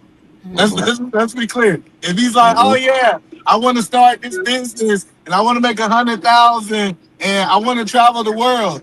What women don't understand is some men don't even understand they're not including women, right? Mhm. This when What you if they start. don't want kids?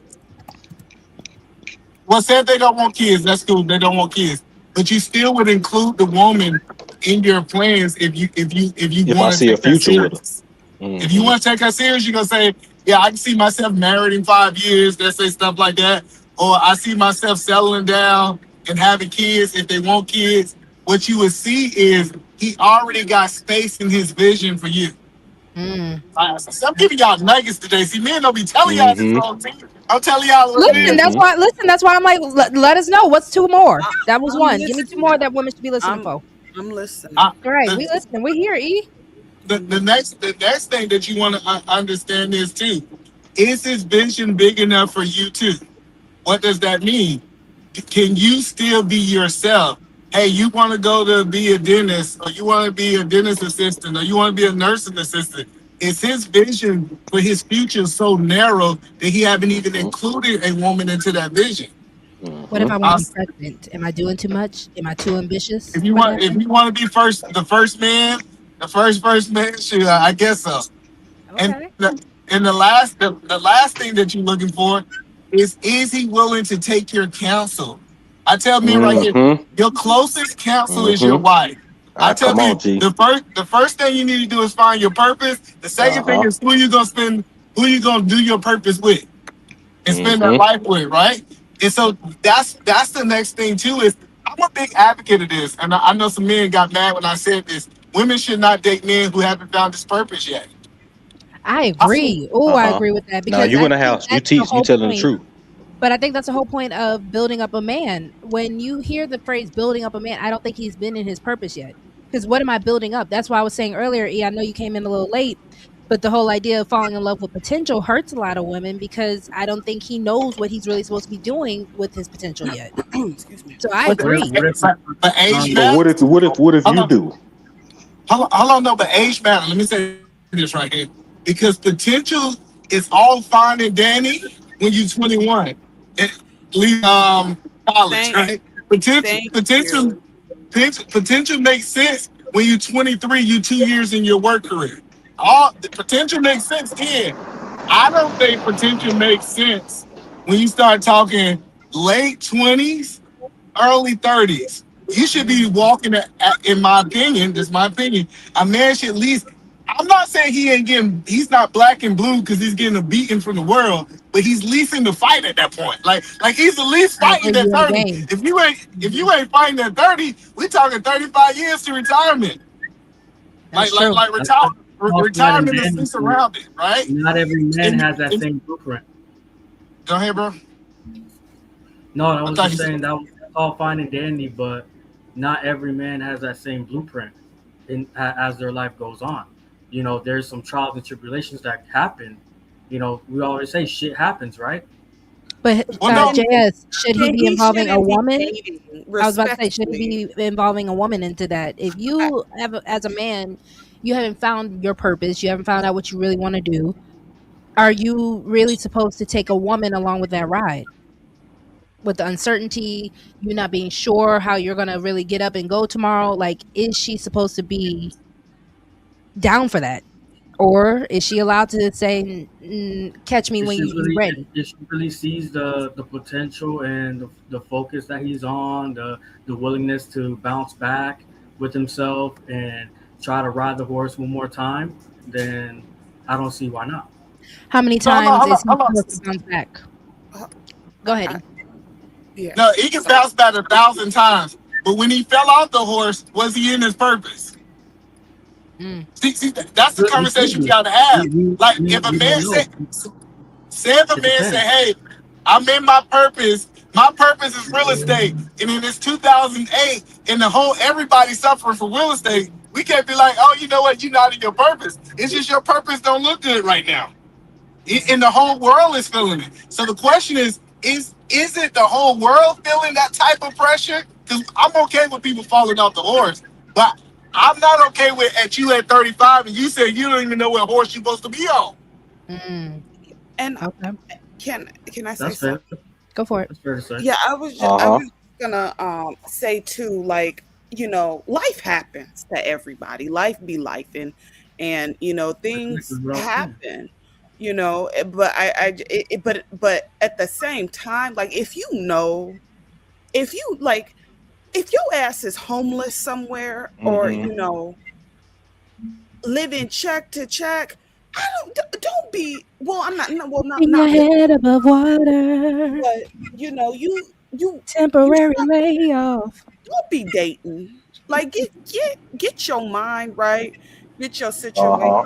Don't be dating. And I say that for everybody.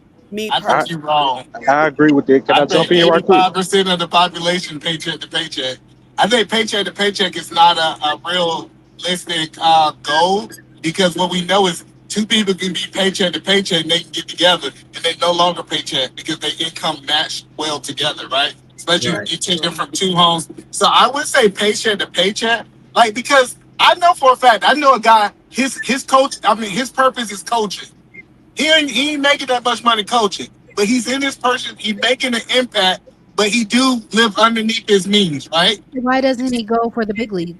And maybe that's also my question for a lot of men, because even Frank Sinatra, great name, Bec- said the man needs to have his game together before he dates a woman, period. And that's what you all are also saying. So what Yeah, I stops agree with that. men if So you to are answer, in your purpose? What stops you from hitting the big leagues after you find your purpose? So if yeah, his purpose is because coaching, to why answer, doesn't he go to the NFL or the NBA? Comfortability. let because me because that's not his purpose. See, that's what I'm saying is his Hmm. purpose might be working with middle school kids. His Hmm. purpose, I love. That's what I'm saying is, like, sometimes we think our purpose is the top of that field, but my job might just be the influence God might put on my heart. Hey, I need to influence guys and keep them off the street. And I'm like, why do I go to the big league facing money, but then I leave my purpose because I'm trying to chase money? So your purpose always don't equal money. But I want to be clear about that. So that's why I'm not saying chase a dude that makes six figures, chase a dude that's making 150,000, because I know some people who was pastors. I know for a fact that they was called by God and they weren't making no money at that church. So that's the point that I'm saying is your purpose doesn't always translate to money. I We can say that pastor should have a mega church, but that's not what God got that ministry at that time. If that kind of makes sense what I'm saying, Rosie. Yeah, Yeah, yeah, yeah. And I yeah. get let So me what let you're me jump saying, in and because say that. again, I sorry, one want to second. real quick. Because I get what you're saying, E, as far as find the man with the purpose, not necessarily the money, because the money, it's always going to be a way. Money's going to be, money comes and goes. You spend it, you get it back. So I get what you're saying. Frank Sinatra said a man was made to do man stuff. I agree. A man ain't going to be sitting around crying about why he ain't got no money. A man will be out there finding a way. I agree. So, and I think, when you find the woman who matches you with that, who isn't asking for, like, if, your friend who is a coach, if he has a woman that is comfortable with subsidizing her side of the relationship and subsidizing her side of the finances, if she is comfortable with that kind of lifestyle, then she is his match. He shouldn't be trying to go for the baddie that, wants the six-figure man. So I think a lot of times, if men are willing to be in their league, then that's totally fine.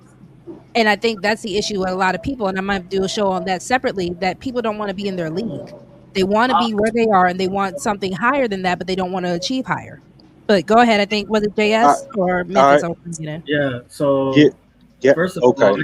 I got a couple of things. Number one, Rosie, how you Yes, gonna sir. mention big leagues and not mention MLB? That's the first thing. You said, Second how am I thing, going to mention what? how you gonna mention big leagues and not mention MLB as one of the big leagues? That's like Listen, where I'm people. not a sports girl. Okay. I'm just learning. Listen, my man is just trying to teach me But about sports. anyways, Not sports but like that. also to eat a man's point, yeah, I got you. I'll just mess with you there. But the second thing is that there's only so many jobs in the big leagues that to go around that you can be the best candidate, but it's not a guarantee that you're going to get that job because it's a numbers game at the end of the Mhm. day.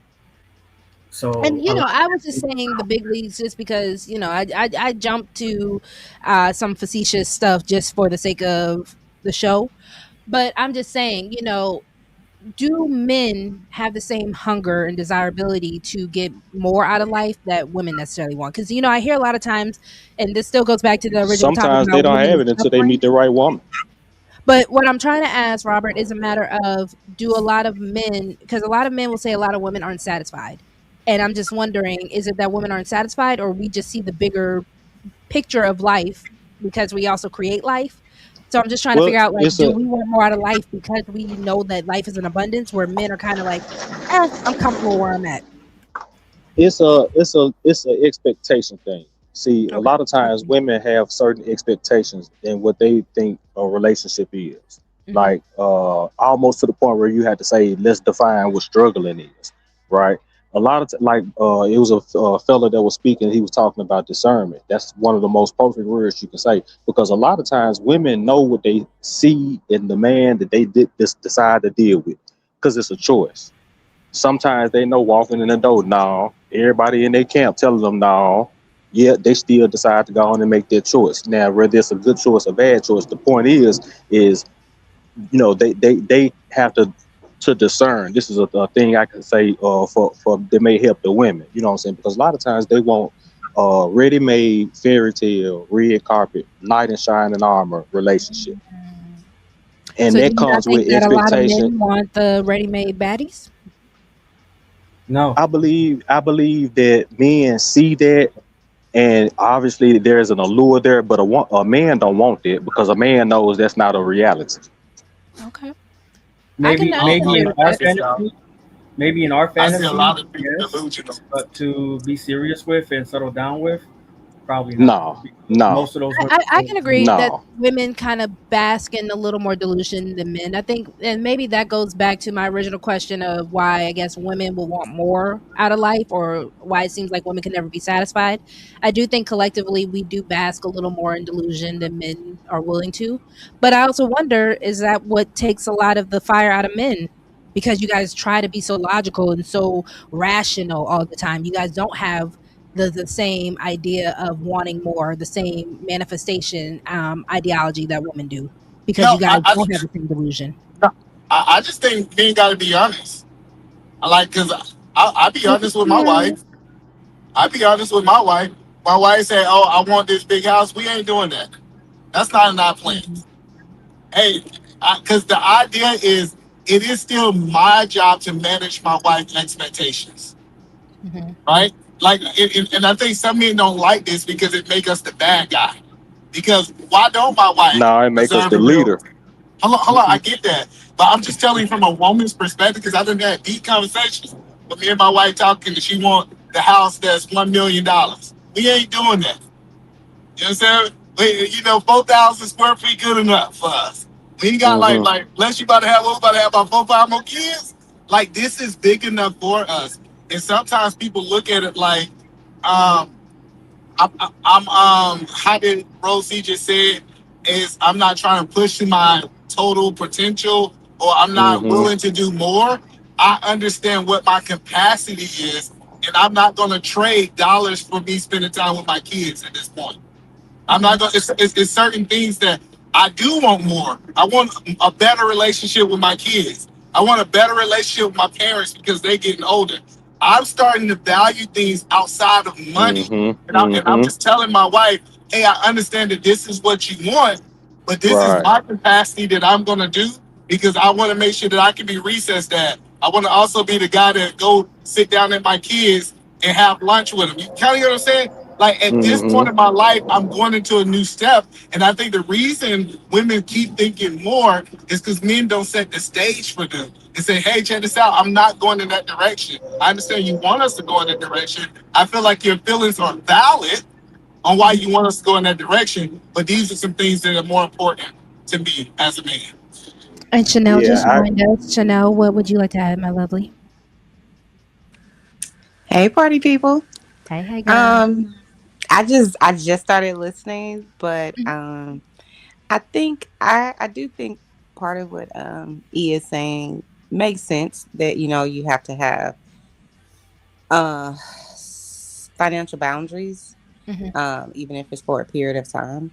I do believe in, it's not no forever, it's no for now, um, because you never know what forever could look like. Um, but that's also, I mean, I don't know if his wife works or whatever, but if you make your own money as well, then you can have a true voice at the table. But if you're dependent 100% on someone else, then your voice gets a little muffled. Even if, like you said, I can take in consideration what you're wanting, but it doesn't matter because it Hmm. doesn't. I'm the one that really kind of is making the decision at Hey, the end of that's the day. facts. Hey, So I that is a Uh, factual statement. I did also yeah, want to ask check Chanel it. because hold on real quick, y'all, because also the conversation is also about women choosing suffering or women being addicted to suffering. And with your professional background, I would also like to know what your thoughts on that is, just because I know you came in a little later. I don't think women are addicted to suffering any more than any other human being on this planet. I think Okay. women talk about it more, um, because we talk about women's experiences more, meaning our society allows for that. Um, Okay. Whereas men aren't allowed to or don't want to talk about their suffering, but they suffer too. So People, what listen, about the people, addiction side to suffering? And you can go based off of any gender at this point. so give me an Usually example of what you mean by that.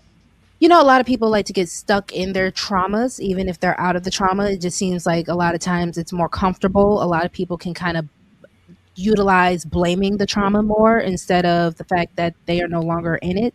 And, I spoke on this a little earlier. I think a lot of times chaos, even if you want to go just to um, the little bare minimum of a chaotic relationship. A lot of people kind of feel like, the butterflies, the anxiety that you get, the adrenaline rush that you get, Hmm. it's better. A lot of people don't like the idea of a peaceful relationship or a boring relationship. So I'm just wondering, does that tie into being addicted to the idea of suffering? No, I don't think so. I think that there's always going to be exceptions to the rule. So let me put Mhm. that caveat out there. But I think there's just more people that, what's the best way to say this? Everybody has a little trauma center, right? So Okay. if how you grow up, and not everything is tied to your childhood, but almost everything is tied to your childhood. So Right. whatever you may experience, meaning what you're familiar with, it's going to be normal to you. So if we take abuse out of it and trauma out of it, and we'll just use poor people versus rich people. Rich people have the experience of being rich, so their issues and situations aren't going to be familiar to poor people, and vice versa. So Hmm. how you can't really connect and you can't really remove yourself too far from it. You Hmm. can't really remove yourself too far from being rich when you was rich. You lose your mind. And it's the same thing with being poor. People don't know what to do. That's why you hear about people that, they were NFL stars or whatever, and now they broke. And it's just like, what the hell? But you didn't know how to maneuver with that type of situation. So what's Right. familiar to you, you go back to, if that makes sense. So to answer your question, I feel like when people don't get the help that they need, they go to what's familiar. So if you go from one bad relationship and you don't even see why that relationship was bad in the first place, then you move on to another bad relationship with another person. Hmm. Um, I don't necessarily think it's tied to, because I don't think it's tied to they just are addicted. I think some people just don't know any better because they haven't So seen any better.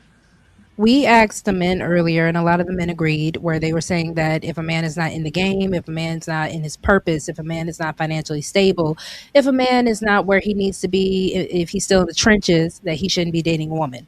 Do you feel the same way about a woman who is not healed, that she shouldn't be dating a man? No. Mm-mm. All No, right, can you because elaborate? I think that it's sort of like saying, well, if you're not perfect, don't go to church. Is that Well, what it's saying though when it's to just Yeah. talking me, about being healed? I'm just saying my opinion. I'm not saying it is that per Feminist. se. Oh, my bad. I thought I was muted. Oh, my bad. Don't you go to church And to then be a better I'm gonna let. person? So hold on real Just quick. saying. I want Chanel to answer. I want Tay Tay to get in there, and then fellas, we'll go down the order. H&M. Who is under H&M? Is that JS, Eda Man, and then Robert? Yeah, I'm gonna say, don't forget Yeah. about your boy now. I see y'all. I see y'all. So I want the ladies. I want Chanel to go ahead and answer that real quick. Then Chanel hand it over to Tay Tay, and then we'll go to the gentleman. Yeah, I think that's like saying, for me, just off the cuff, I think it's like saying You know, if you can't come to church unless you're perfect. Of course you can be in a relationship, in my opinion. I'm not saying that someone's going to change you, but they can influence your behavior, right? Okay. So if you see a person, let's just say you don't have really good habits, but you see that person has a good habit. So we'll use the gym for example. You see that person going to the gym, maybe they didn't have the best of eating habits or the best of workout habits, but now you're around their ass. Now you want to go to the gym, possibly. Now you're, having good habits. Just as impactful as that can be, and powerful as that can be, it's the same damn thing when people come around you and you have good habits, but their habits are terrible. You Hmm. know what I mean? Now all of a sudden you're not going to church no more. I'm not saying, I'm just using church as an example. Now all of Right. a sudden you're not working out no more. So I don't think you should have to come into a relationship completely healed, because we all hurting. Regardless Okay. if people want to admit it or not, we all going through some shit. So Everybody what on this about panel, everybody in the healing? chat. That Huh? instead of completely healed, what about healing? And then can you compare that to a man who is not in his purpose or financially stable in a relationship? Is Yeah, he it's supposed to it's be dating? directly the same. You know Okay. what I'm So saying? you're okay It's with to men me, who aren't in their purpose or financially stable also dating? because we all are work in progress. We can Okay. all put on our, like, for Absolutely. for for example, on social media, everybody takes 14 photos before they present one. You put on your makeup and your hair and your I and your take seven. earrings and your clothes, and who knows what you look like before. You look gorgeous. You know what I'm Right. saying? But my point is, people So do all no of these begging, things and no they stress make it at all. appear Just do a whatever you certain want to way. do. What? Oh, dang, why you didn't tell me I wasn't muting you, Rose? Eat a Oh man. my god. But Go ahead and but my finish point it, is, then we'll give we it to Tay all Tay. we all can play that game of looking away and seeming like we have shit together. There's plenty of people that seem like they have shit together and it should be crumbling. Excuse my Mm, French. It be crumbling, and but it appears that way. So that's what I'm saying. If someone could appear healed, you know right. what I'm saying? I've had 5 people die in the past 6 months. But I'm guess sorry what? I for get up and that. I go to work every day and I talk to people who are actively dying or have family members who are actively dying. You think I go in there with all my grief on my shoulder? You think I'm Right. healed? No, but I'm walking through this world. I'm still successful. I'm still peaceful. I'm still, conquering my whatever it is, fill in the blank. So I absolutely don't think that you have to be, quote unquote, walking in your purpose. You got to have all of this money. You got to be super successful, because we all have to fail to succeed Right. on some level. So I just think, if a True. person is constantly winning and you never see them fail, why is that? I would question that. I'm not to say that, you should be downing them or Well, anything, but I would question, how the hell did you get here? Mm. You know what I mean? Like, you got to imagine if we saw remember, Beyonce only at her professional level sometimes and we one never saw the failure can struggle. fuck your whole life up. Well, so can a whole bunch of success. Think about all the wealthy people and their children. They born into to wealth, and then they run around here with videotapes sucking people's. You know what? Just saying. Because Wow. they Okay. weren't Oh Hold taught on. how to Hold be on. Hold on. Hold on. Hold on. Real because quick. they Hold weren't on. Real taught how quick. to I'm be not trying to take no Hold on. shots. responsible with I'm Hold just that on. saying. wealth. Taking them. Yeah. Hold on. Hold on. Real quick. Because I wanted Tay Tay to get in there real quick to answer the question because we are going to go down. Because I want to keep it on the fact of healing versus the financial stability. So should a woman be healed if she's willing to date or wanting to date? The same way we're saying that a man should be in his purpose or somewhat financial stable. So Tay Tay, what you got? Topic. Here's the thing, like like Chanel said, nobody's perfect at the end of the day. Like, we all are work in progress. Hmm. So nobody's gonna come into a situation fully healed, or having Hmm. everything together. However, Hmm. if it comes to the point where you are projecting onto other people, then you don't need then I don't think that you need to be in a relationship, because sometimes people do have the tendency to where, if they life fucked up or in shambles or whatever it is that they're going through, they begin to project onto you, and that's what I have a problem with. So if you are in that stage to where woe is me, and you you just, your mind ain't right just yet, and you're still, and you're still, in somewhat of like a state of like depression, Hmm. easy irritable, to where you're projecting onto other people, you need to figure that out first, because it's not fair to the other person So you to did say earlier though that to I think it was JS's point earlier where if a man is in the trenches, there needs to be a middle ground somewhere, or that a man doesn't need to be dating when he's in that stage. So, is there a middle ground in the healing process for women that a man should feel comfortable with, or that a man should be aware of before she starts dating, or that he should Mm, needs to be aware of before she starts dating?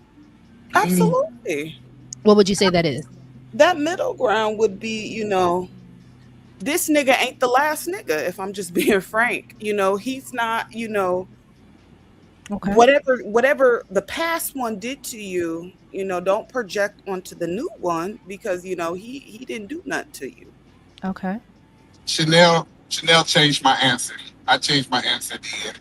Just looking at myself. No, you're good. I was about to, Tay, are you good for us to move on to the men? Because Oh I was yeah. going to go down the list. All right. I do So, have one question. well, No H&M, question, Shay. You gotta make statements right now. I'm going to say it was your turn to I got a answer. question, damn it. Okay. No, because questions gonna derail us. We go in a different direction. Say questions for the end.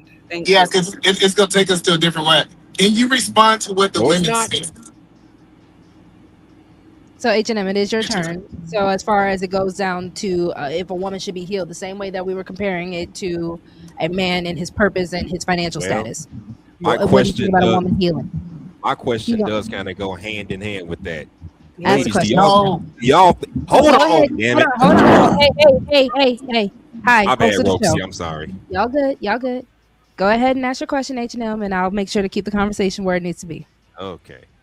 Ladies, do y'all think a man needs to come to you already got his shit together, already build up or whatever, or y'all want him to work with a man? I That's knew a you was gonna dumbass. give it back. I knew you was gonna give it back to the women. I tried to save you. No, let's keep going down this direction to the men. Well, because I get asked different. in the chat. I'm asking because I get different opinions on this. Some people say, "Oh, I'm not dealing with a man and his bullshit." Some people say, like we said, work with a man. A Well, lot of women what are we were working with men. We saying, gotta stop it.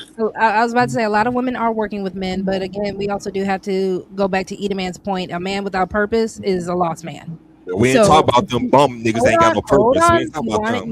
You wanted the question. The If question. you don't have your stuff together, it's because you are without your purpose, or you're not even in the beginning stages of finding out your purpose for the most part. Okay. So to answer your question, I think we can all agree that you do need to kind of know what direction you're going, because I don't believe a man without a plan is any benefit to his family, any benefit to the women that he's trying to date. Yeah. So that's why I go back to you and ask you, because with that being said, do you believe a woman who is unhealed is eligible to be dating, or does she need to go ahead and start working on that first before she starts dating? In the same Work on that comparison to first. a man with his stuff together. Yep, work on that first. Okay. But then I you got motherfuckers disagree. talking about take her as she is, take her and her bullshit. Nope, I don't sign on to that. You got problems. I don't want to be part of your problem. Nobody said take her as she is. Well, Yes, Mary you do. J. You got Blige, Mary J. you Blige, gotta take her as she so is. You take do. me You do. as I If you gonna am, take her, or you gotta have take her as not. she is. If you ain't gonna take her, then you ain't. I Now didn't Take her Say say it's without my that. her turn. Yeah, hold problem. on, Tay. Otherwise, you ain't Give me Hold one straight. on, second. hold on. Eat a man. Do you not hear me trying to serenade y'all? I didn't hear it. I'm sorry. You Yeah. gotta sing louder. Use your chest. Say for your chest, not your throat. I'm not a belter like that. I'm more of a. Okay. I don't do the Jennifer Hudson belting. I can't belt like that. All right, so Eat Man, go ahead and hop in there. Then I want Hey, JS and then Memphis. shout out to Chanel because she changed my perspective in real time. Right. Shout out to Chanel. When I responded, I was thinking in the aspect a man need to be on his purpose if he's finding healed women. But we gotta acknowledge what she said. What she said is people out there that's damaged, right? Do we say that those people should not be in the relationships? And I actually have to succeed and say yes. I'm okay with a woman that is damaged and with a man that's still finding his purpose. They can figure those things out together. They don't have to Oh, that's figure those things out chaotic. apart. No, I'm not okay with that. I'm not okay with that. That sounds like a hot mess. If babies get That's involved, a I'm not okay with that. that No, is a hot ass that is a mess. hot mess. But let me explain what I'm saying there. I get you don't like it, right? So she's healing. I believe, and I done seen this when she said it, I thought of a couple. I thought of a couple, and when they got together, she was healing and he was trying to identify their purpose. When they got together, she helped him with his purpose, and he helped her heal. Who are you So talking about? they Keisha K or and Gucci Mane? no, but that's a good point. That I think was a good they one. do fit the example.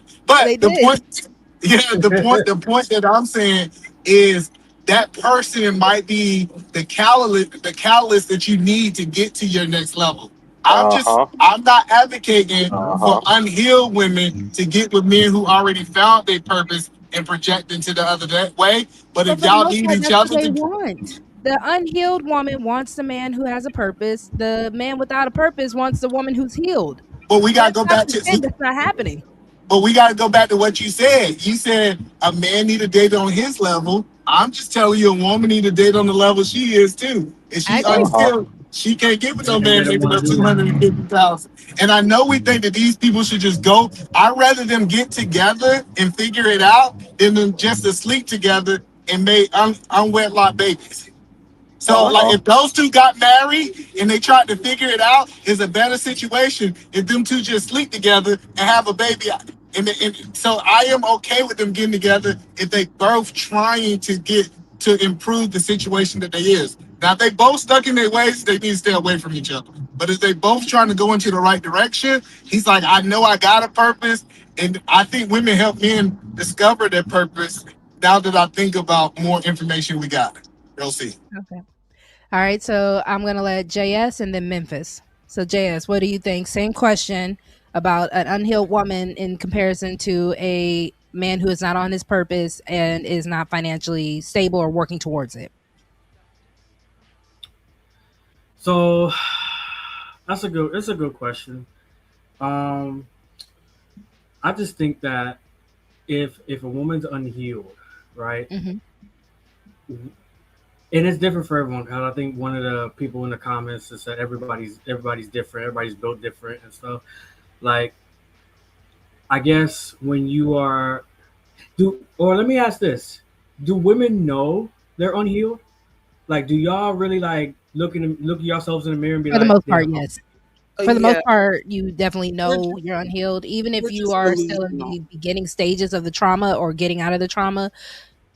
For the most part, we know we're messed up. A lot of times, a woman is going to be her most unhealed self is also when she's looking for someone to save her, when We're she's so looking for the delusional. knight are in y'all shining let, armor to save her. so let me ask this: since y'all admit that when y'all have those points in your life, are y'all in relationships or are y'all single at the time? It can be both. I was in a very unhealthy relationship because I had just gotten out of a very toxic relationship and jumped right into the next one. And it was also because the man that I ended up being with had a savior complex. He wanted to save me.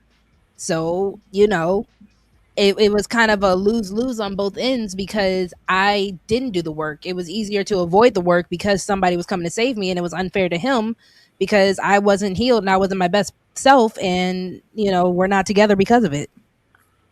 I Doesn't that answer your own question? Yeah, but I wanted you to answer it. But go ahead, KK. for the most part we're very aware of what's taking place in our mind. It's just that we could be very delusional at times. It just Hmm. is what it is. You know, we know certain things are not good for us. But if it makes us feel good at that moment, Mm-hmm. we'll It, still, That's you know. that's the truth. I so can't with it, you in this Okay, let's it delve it makes in conversation. there So because we lies. have It one. don't matter. Hold on, real quick. Hold on. We have one more lady to answer JS's question, then we're going to give it back to JS and then Memphis. Chanel, go ahead. I was just gonna say I can't with y'all in this conversation. I We're can't. sorry. I can't. Mostly I get because it. it's like I don't like when we do the well, women are one way and men are a different way. As if we don't all experience life, as if we don't all have the same exact things y'all are saying about women, meaning men have the same exact things. It's just how they go about expressing Well, those you things. also mentioned though earlier that it is because, and the reason why I'm doing this show is because I'm a woman, right? But also, you did mention we hear more about the woman's experience. So last week, I talked about the men and, as far as their accountability on why women don't feel safe. So the whole point of this show is to also kind of draw the line to women because like I said earlier, and we played some videos earlier about it. There are women that are addicted to the pain. There are a lot of women who think that the pain is the only option. There are a lot of women who get stuck in the pain even when they're free from it and they don't know how to jump out of it. And like you said, because those experiences are talked more, because those experiences are, you know, kind of universally seen, that is why I'm having this conversation. So that's why I'm okay with the men, you know, kind of coming back with their idea, because when it comes down to what women are asking of men, it is the financial stability, it is the fact that are you on your purpose, it is the fact that you have a plan. And I do think it's fair for men to ask, are you healed? I think that's very fair to ask. I just don't understand why we're not asking the same questions to everybody. You can, but again, right now Because the show is I just would want based to on the know. I women. agree with that. I wouldn't ask these questions anyway, and I never have asked these questions. But I also been in a relationship for 25 years, so there's that. But so the landscape is very different. But I just wouldn't be even thinking whenever I did meet my husband. You know, when I was 20, I wouldn't be thinking, "Are you in your purpose?" You know what I'm saying? And I don't know that I was thinking, "Am I healed?" I certainly wasn't. Still healing. Right. You know what I mean? Even Right. now. So I So when just you weren't healed in any point of view, have you ever, were you aware that you weren't healed after something traumatic or any yeah. type of, so how did that work? Because you said you've been with your husband, you said 25 years? Yes, for 25 years. 25 Because years. I'm Okay. not walking around like some people, you could see they're walking in anxiety. You could see the Mhm. anxiety on them, right? Just like you Mhm. could see the sadness on someone, you could see the pain or whatever. Even though I'd been through however much I've been through in my life, I was still like, yo, I got shit to do. So, excuse me, I got stuff to do. You know Mhm. what I'm saying? Check, check, check. I got to go to college. I want to find a husband. I want to, have babies. I want to buy a house, blah, blah, blah. I had all of these things to do. So I'm not walking around, meaning 25 years ago, wondering if he, is in his purpose and if he is together and whatever else. Now, I also am not an How idiot. old were Like you guys? I was 20 and he was 22. Yeah, see But that So in that, yeah, so we yeah, said that's that. why though. Well, We I gave don't. I gave that alley brush before you came. If Yeah. you in college figuring it out, we give you grace. It's when you get to Yeah. those 30s, we don't give you that same grace. The So if no, no, your no, question no. And husband we're go was ahead. still asking. in the position that he was in his 20s now, No, would but that my be husband, my husband has always been like when I met my husband, he was a manager at Kinko's. You probably don't know what that is, Roxy, I because know you what a young. Kinko's is. I'm joking. I'm joking. No, Jeez. but I'm saying that's how long Market City ago. and all that too. You see, but you know what I'm saying. That's how long ago it was. When I met him, I was in college and I worked as a security guard. I actually had two jobs because I was in Okay, college and boss broke. lady. But you get what I'm saying. So he's always been, manager, then executive, then executive. So his whole thing was already there. He was So that advanced in sounds my. like he was already on his purpose. Even if you weren't questioning him on it, it looks like you still found a man that knew what he was supposed to be doing and knew what he wanted to do. Even if I that was don't at I the don't beginning I don't Be stages of necessarily it, fair. think he was already had a plan. You To had a I be don't plan. necessarily think that. I think my husband was just always a leader. So so because he's always been a leader, Ah, meaning in work, I'm not saying that's his purpose, in my opinion. But I'm saying what was his purpose? once you're I was in just about to ask leadership, that. E. you just seem to be able to rise more and get more leadership roles, if that makes sense. well. I'm But But what was his purpose? What is your husband's Well, purpose? hold If on you real know, quick because I did want to give it to Memphis. So, go ahead, um, Memphis. Memphis, we're gonna put a pin in that real quick to Chanel's answer. JS, did you get to finish? All right. oh, did I interrupt Oh somebody? yeah, I'm y'all, sorry. y'all can go ahead. I mean, All right. So, I real didn't have quick, nothing much else. Memphis, same question about a healed woman being in comparison to a man who's not in his purpose and not financially stable. A healed woman, is Oh, she supposed to be dating or is she able to date? yes. Short answer, yes. Definitely, she is able and to date. I'm with a young lady that was just speaking earlier. That was like, how come we can't do this for everybody? See, Mhm. what I'm hearing is the modern day woman got like a lot of double standards. It's a lot of expectations. When the things don't meet the expectations, then it's a lot of reasons to be the victim. Every human being come with baggage, issues, There's a big pain, up here. hurt, grief, emotions. That's a human thing. Everybody. All right. Mhm. Now, when it comes to the purpose and all of that, like I said, it's about discernment. But a man can help a woman heal, just like a woman can help a man heal. a woman can help a man in his purpose and find his purpose. Just like See, I vice don't like versa. that, Robert, because I think as certain people, we don't have the full capacity. I think that, there are professionals who can actually help people heal. I think putting certain things on someone who does not have the capacity to have it, it's not going to work. So Well, if No, you I are someone who needs a grief counselor, I can support you for it, but I don't think putting a lot of stuff on your partner is fair. So I and think well it I would be agree. I more agree fair with. if you um, treat your partner as a therapist. Well, I They can agree. support I you agree. through You should turn your partner into a therapist, but you also should understand that I have a partner, it. Hmm. which requires work, which requires patience, which requires you being the therapist sometimes, which requires you being the backbone, which requires you being. See, the thing about it is when it comes to the 50-50 relationships, a lot of times we see it as financial, but a lot of times it's not financial. It's the work and the energy and the effort that goes behind the relationship being successful. Hmm. See, it's like it goes back to the initial question when you was talking about suffering. Like if you actually ask yourself, what is suffering? Because I know a lot of women in today's times will say suffering is they don't have their hair done or their nails done. And if they don't have their That hair and their doesn't sound nails done, miserable to me. That hold does on. sound pretty are you miserable to me. serious? No, Hold no, I'm on, saying, hold on, I'm hold saying, on.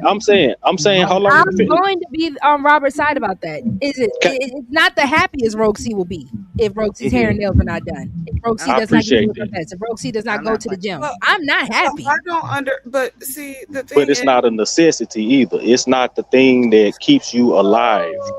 It's a thing that helps it's a thing that helps and I'm gonna say this, I'm just gonna be honest with you. Listen, It some helps the days narcissist. I'll be willing to eat a peanut butter and jelly sandwich if the hair is laid, if the nails are done. I can't lie. See, let's look at the level of sacrifice. Let's say you talk about like the brother came with a example earlier about the $1 million house. Hmm. Let's say the $1 million house is the thing that's on the table. Are you willing to sacrifice the hair and the nails and the toes so we can get the $1 million house? you just gonna go through it with Robert, whoever No, he is. I'm just And we asking a ain't getting that question. damn house. I'm not. Listen, you just tell the truth. No, I'm just asking a question No, though. she's See, not willing see, to. that's my point. That's what I'm She's asking not the willing woman to. to come What to the kind of table house are to. we already living in? Because listen, again, if the hair Half a if million the dollars. You hair We see, and ain't the doing nails, that. I ain't gonna you lie. see the standard. because But you see the standards now, hold right? on, because again, this is the thing, right? I need men to understand, and this is part of the delusion. Shout out to girlhood. Do y'all ladies remember playing Mash? Yeah. Mm-hmm. This joker here. And the whole point is, when you played MASH, the whole idea was what kind of house you gonna get? You gonna get a mansion? You gonna get a apartment? You gonna get a shack or a house, right? And you kind of had to make the life that you had, if whatever you had, stable. So I think because of girlhood, a lot of women, we can sacrifice certain things to make sure that we look good. Because if Listen, you look good, you feel good.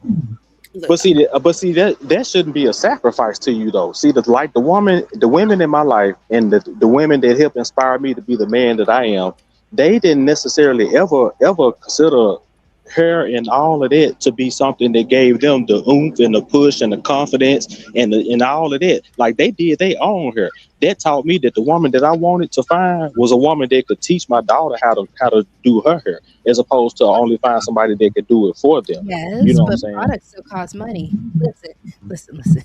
Everything costs fucking money. Everything Exactly, costs everything money, costs money. but I'm saying it is a matter of who that woman is, right? Because there are certain things that just really just fit someone's personality. Like, okay, all jokes aside, I do feel better as a person. If I'm not together, it's really that is an actual reflection on my mental health. I'm not gonna lie to you. So if Well, that Rosie sounds and I like a are together, self-conscious thing, correct? well, hold on. But that's what I'm saying. I'm agreeing with you on that. But it Okay. was also something that was instilled in me. So even if it's not the most luxury put togetherness, there is still a way that I was raised where you had to have a standard and a way to look for yourself. Even with my grandmother telling me, always wear matching underwear because if God forbid if something happens and the firefighters and whoever have to rescue you, you I have don't to give a look Right, a particular they right. way. gonna I was taught that too. they Mhm. gonna take these granny panties and you know Not the the big granny panties. bra. Golly. She They, said, Oh, we love to eat a man. Thank you for joining, E. The I mean, But it, I'm it, just it, Little saying, granny how panties. They love a it girl. depends on the person that you're with. Am I willing to have my family go hungry just so I can have my hair and nails done? Absolutely not. But am I willing to work an extra shift or work a little harder to make sure that it's done? If that's the case, absolutely.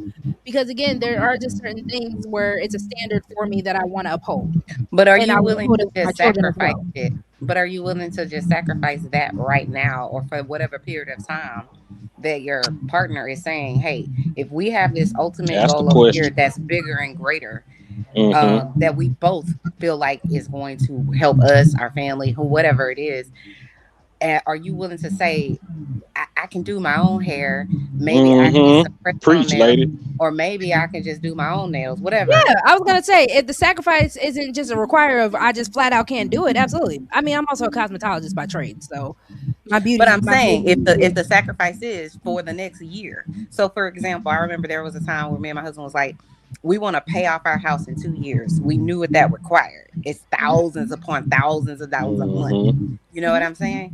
So it's like, okay, I know you like to go to Chanel, and I know you like to go down to the Saks Fifth Avenue and get it, and then you like to go on vacation. You like to eat out. Are you willing to to forego all of those things so that we can be have this house paid off? What's the end game? What's the long run? So you And can that's the then whole really point. Yeah, if flex. there's a goal and a Then you plan can for it, get your hair absolutely. down to your ass or whatever it is, and you could do that weekly or whatever you want to do. But you got to look at what's the bigger goal here. Mm-hmm. And I'm not disagreeing It's with that, really a right? necessity. I'm agreeing with that, but I'm just saying you are allowed to also have a certain standard or a certain want. And if you are willing to compromise, if you're willing to work it out in a certain way, you can also do that. I'm not against that either. No, But but I was asking you, would you be willing to say, I'm not going to get my hair and my nails done or buy a new whatever for a whole year so that we could have this goal met? Are you saying that I still can't paint my own nails? I can't hear you say that again. Are you saying I still can't paint my own nails? No. You can paint and do your own hair, but you can't go Yeah, and meaning the bare I minimum, like can. stuff you have to have. You need to have, shampoo and Yeah, conditioner, like, I can definitely. Like I said, that's why I said, is there a option? So yeah, if it just comes down to me doing my own stuff, yeah, I can do that. Okay. All right. I'm Yeah, just I'm not curious. against that. I Well, I love am. that. I am. I'm against it full force. But I do understand the struggle. You know what I'm saying? And so I've I'm had to be in against those it full situations force. where it's like, I mean, meaning I would prefer that not be the case. Right, But I'm I Right. smart agree. enough and I'm And every dedicated woman But enough I will. in know my realities marriage can to happen. I say, know life happens. Every woman would not would Every prefer that. woman would think that. But that's the difference between the knight in shining armor mentality that I was talking about. The red carpet already rolled out with the flash bulbs at the end. Like that's what I okay. was saying. Mhm. Yeah, you know what I'm saying. When we think about it, the suffering. It's not necessarily a suffering or whatnot. If you can do it for yourself, then boom, okay, do it for yourself. Teach other people how to do it. But a lot of times we think got so complacent on, hey, if I don't look good unless my hair done. I don't look good unless I'm all bossed up and glossed up and all of that. I think it's a lack Mhm. of self confidence. Mhm. Or I mean, it's it's not not always, I necessarily a don't lack think of self it's confidence. I just feels like that is my self care. My maintenance is my self care. and I heard sometimes it. it's not necessarily always a lack of self-confidence. It's just um I want to look this way for this Yeah. time. For example, like I don't ever really get my hair, my face, what they call beat, where you have a whole full face of makeup done professionally. But I've done it a few times. Like when I graduated, from college for the second time, I was like, I'm gonna go get a beat. We were going to my mother in Yes, we're law's here for it. 60th birthday. It's like I'm gonna go get a beat. I want, you know what I'm saying. But Treat in yourself. general, day to day, I'm not doing that. I ain't got time to Right. be standing in the But also mirror. knowing how to do it, right? Because I even said it to the point of my grandparents. My grandparents were very old school, old fashioned, right? So they were the ones that were like, you have to present yourself a certain way. So even if it's not the most expensive or the most luxury, and I'm not even, all jokes aside, I'm really not even that type of chick. I know how to make myself presentable with what I got. And that has always been something that was instilled in me since I was a little girl. That was always an expectation of me to just go around looking any kind of way. Even with my own child, I'm like, you can't just be going around looking like a little baby kid with with snot on your nose and stuff like that. You're going to look presentable. He gets his haircut every 2 weeks or so, just because there is a certain standard that society does want people to look like and see. Even when we talked about it last week about the whole bonnet situation, there is just certain expectations of people that you uphold for yourself, and that I think society also upholds. So, sacrificing to the sense of where I have to look homely and I have to look like I didn't bathe. No. I get No. it.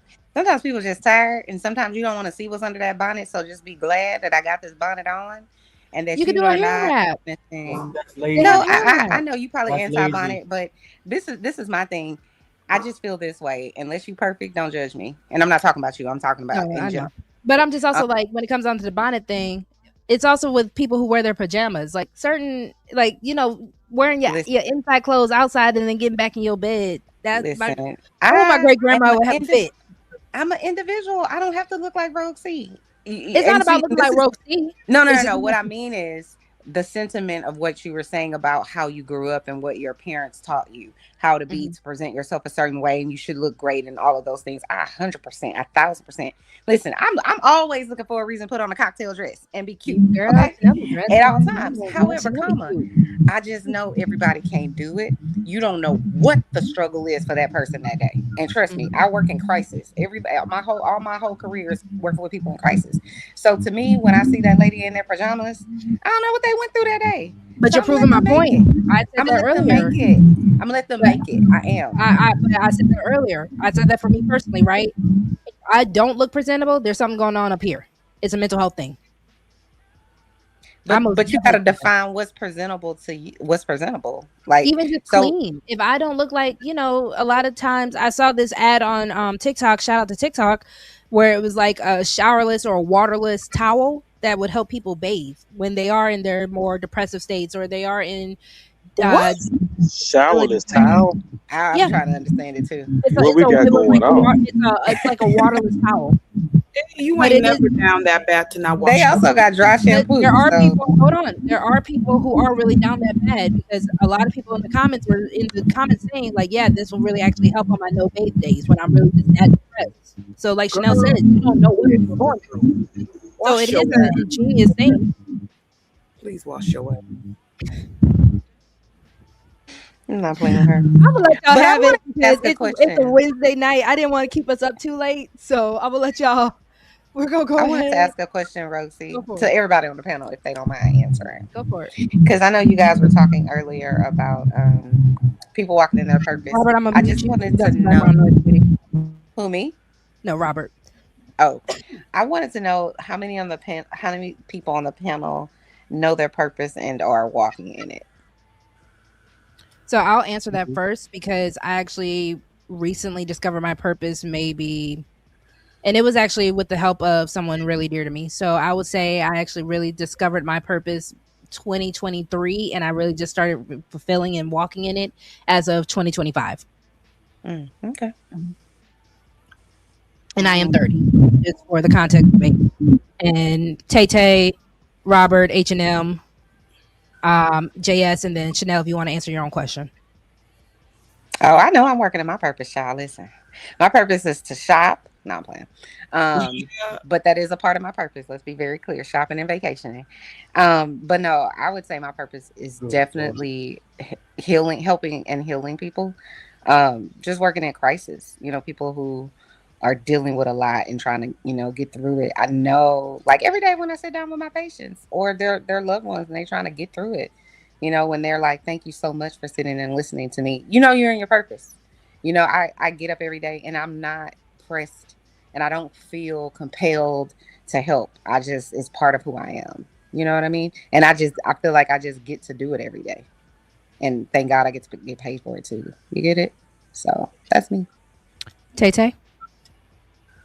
Um, I have an idea as far as what my purpose is, but I'm taking steps towards it. I'm not gonna come online and act like I got it all together like everybody else. So Nobody has it all together, just FYI. All right. Robert? Okay, I think it was a great show. Thanks for having me up. I was I entertained and I haven't learned a said lot. final words yet. I was letting people answer Chanel's question. Hold on. Hold on. I know, but I just still wanted to give you that. I just still wanted to tell you that. Who You're knows? I might get this disconnected or whatever. Thank you. Uh, Thank you for supporting. but yeah, like I say, I do appreciate it. Yeah, I do think I'm well, I take that back. I know I'm working in my calling and in my purpose. I'm a musician by trade, and I have understood this. I've had the talent since I was really, really young, 5, 6, but you get older and you grow and you mature, you adapt, you evolve. And then when you start making easy money that comes with it, that's one way that you know that you kind of working in your purpose. When you do it without a fuss, without kicking and screaming, fussing and fighting, when you'll wake up out of your bed 3 o'clock in the morning when you hadn't had any sleep to do it, that's kind of when you know you're working and walking in your ministry or in your purpose. But I think it's important to know, and I think this is a good conversation topic to be talking about purpose. I love that for sure. Chanel, were you asking now to speak, or did you want to wait until everybody answered your question first? Did Chanel drop? Oh. I stepped Okay. away. H&M. There she is. All right. I stepped away, but I didn't hit it. What was her question? I stepped away for So a Chanel while. was asking, do you know what your purpose is, and are you walking in it? You have a purpose, and are you walking in it? Mm-hmm. You need a moment to think I'm about walking. Is there a such thing as walking with a purpose without having a purpose? If that makes any sense. it. Chanel, you want to answer that? I don't think so. Just asking. Meaning, I think meaning that's you called could. wandering. I do think. I think you're I do. wandering. I do think you could have a purpose and be, you know, um, fulfilling it, but unknowing to you, like you may not know. You ever heard like someone will say, this is your calling or something like that, and you may not even be in that field of work or whatever. You know what I mean? It's like other I've heard people that can see before. it. You. Okay. I've So heard that H&M, before. are you still searching? You so shady. I'm asking. I'm asking. Are you still I searching know you for? are. I just think it's hilarious. Y'all leave ancient. I really wasn't. I really wasn't coming from. I'm just to answer the question. All right. No, we know. Because Yes. purpose is something that's outward. It's an outward thing. It's not something that's for you. It's for what you do for other people. It's what how you affect other people. Right. It just so happened to be that God will bless that thing where you can get paid a whole lot of money and be happy while you're doing it. But its purpose is an outwardly thing. I agree. JS, are you feeling like you are walking in your purpose? And are you aware of your purpose? So I am definitely aware of my purpose, and I'm walking in it. And is the purpose accomplished yet? No, but at the same time, I'm working towards that. And if a woman is going to see that and see the potential, I'm going to use the P word, potential in the purpose I am pursuing, then that would be a suitable candidate for me to get to know and to date, because of the fact that she's not, and like I said before early in the show, she's not one of those types that just waits at the finish line for me to complete my purpose and complete my path and just reach the benefits off of that. I should do a trigger words part 2 show and put potential in there. Oh shit. I need to put potential and purpose in there. How can someone see your potential if you don't even know your purpose? Ooh. All right, Chanel. We're going to have to do another show, dog. You're going to keep When did I say I didn't know my purpose? I said I No, know it's not. it. I wasn't directing No, that she towards wasn't you. talking to you, Jazz. Oh. She just asked a general question. Yeah. But that was That's a a good good question, though. It really was. That was a great question. How can someone see your potential? You don't know your purpose. Good question.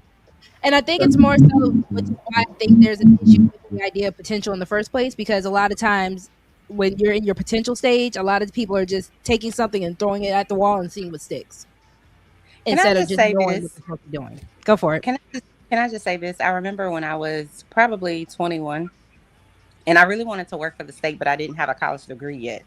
Or maybe I was 20 and they didn't hire people without a college degree or whatever. But I remember me and my husband were laying in the bed in our, one bedroom apartment, looking at the ceiling.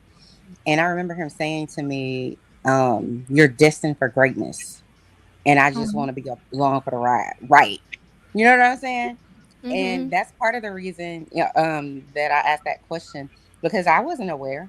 You know what I'm saying? I just knew I wanted to do X, but I didn't think that would be my purpose, if that makes sense. You know what But I'm that's why I saying? think Robert even said it. Robert was like, it wasn't necessarily for you. And I think it does matter to have a partner who sees and who believes and has faith in you in the first place. Because again, when you asked that question, I told you about my purpose. It was someone, close to me who pretty much said, "You look like you talk and look like you should do this." And I'm like, huh? And when he said that, I'm like, what? And then it clicked, and I'm like, yeah, that makes sense. Yeah, I should. I could do that. And I think it's a matter of having that support, which is why I don't disagree with the men about having someone support you and somebody uplift you. But it's just a matter of, even though that person told me this is what you will be good at, I still have to do the work to get to it. I still have to do the things to be it. So that's the whole point of, he's not the one forcing me, and he's not having a hand up my back trying to make me do these things to do it. He supports it, he influences it, but he's not making me do it, right? I have to do it because it's something I want to do. But not But I only that, love this conversation. I think Chanel, that go ahead. the difference too, I think, was what, now that I think about it, was I was already like, oh, I'm doing this, I want to do this, I want to, you know what I'm saying? It was like I already had a plan for whatever it was. And I think that he already saw that. That's why he was saying, you're destined for greatness type of thing. I think he already kind of knew, based on my, remember I was telling y'all, I got a plan, I'm going to college, I got to find a man, I need a house, I want to Right. have a baby, you know what I mean? And when someone, see, to me, a goal without a actual plan is just a dream. I And agree. so that's why I was saying, if you don't know, you may not know exactly what your purpose is, but you got to have a plan for something. I So agree. it's like, okay, well, Because even if, plans shift. You got to be able to go with the shift too. So I get what you're saying. and make a new plan and a Right. new goal sometimes, you know what I'm saying? But if you don't even know where to start, I always say start on your knees, child, and I don't mean it in a that way. So get your minds out the gutter. I mean it, Nobody was turn on to there. God. But Nobody I was I can just was there. feel I that it wasn't might have. there. Oh, okay, good. I'm on a different show, so good. No, I'm You're playing, but in a safe place here. We're safe. Get it out the mud. but Uh, but but just starting with prayer, starting with yourself. How can I get there? mhm. Sometimes that's all you need to start. But I 100% agree with Roxy. I'll say this one last thing with support, right? And that support isn't always going to come from the most likely person or people you think should support you, like your mama, your daddy, your brother, your baby daddy, your bestie, or whoever. Sometimes the support is just somebody encouraging you, like how Roxy was saying, I think you might be good at da da da da da. Or I would like to see you do da da da da da. And then you just move from there. Because some people would like to watch you fail. They be cheering Yep. you on, hoping you fail. Just That's true saying. too. So I'm gonna go ahead and get the final word started. I'm gonna let the men go first, and then ladies, so we could close out with the ladies. And then you guys know I'm gonna do my closing and then my poem. So if you want to stick around for the poem, feel free to. So let's go ahead and start with JS, H&M, and then Memphis, and then Chanel, and then Tay Tay. So JS, what And is your can you final check the thought? back row, see, when you get a chance? Uh, I saw where you wanted to speak. I don't see anything else in there. I was saying after. Yeah, yeah, yeah, for sure. Yeah, stick around. Hmm. So, you know how to do that, right? No. So, pretty much when the show ends, just don't click out of Streamyard. Oh, okay. Yeah. Okay. Got it. All right. So, JS, what are your final thoughts, bud? Oh, okay. So first of all, thank you for having me on. Thank you. For my first experience in the Lover Girl Confessions panel, it was great. I didn't get kicked off for once, so I already like it here already. You JS, get you be on that BS at other where you places? get I don't be on any BS. I just speak my mind, and there's people out there that are on YouTube that have the means to, you know what? Let's just. I don't be on BS. I just speak my mind, and people are not gonna like everything that I say, and that's fine. This is a safe place as long as respect is, respect is given here, as long as respect is given back. So this is a safe place. So feel free Of to come up course. anytime. You have been a really nice panelist. I appreciate you for that. And go ahead and finish. Yeah, but like I said, just checking out newer content creators, newer channels. Like I'm a content creator myself. I don't do much content these days because life is life and for me and everything Hmm. like that. But I do have a channel. It's JS Torres, aka Right Brain Boricua. I would love to get to 100 subscribers pretty soon. So y'all go ahead and subscribe and everything. And I will be going back on lives and doing panels uh, later on this month. So stay tuned for that. But as for you, Rosie, it seems like you have a good thing going on over here.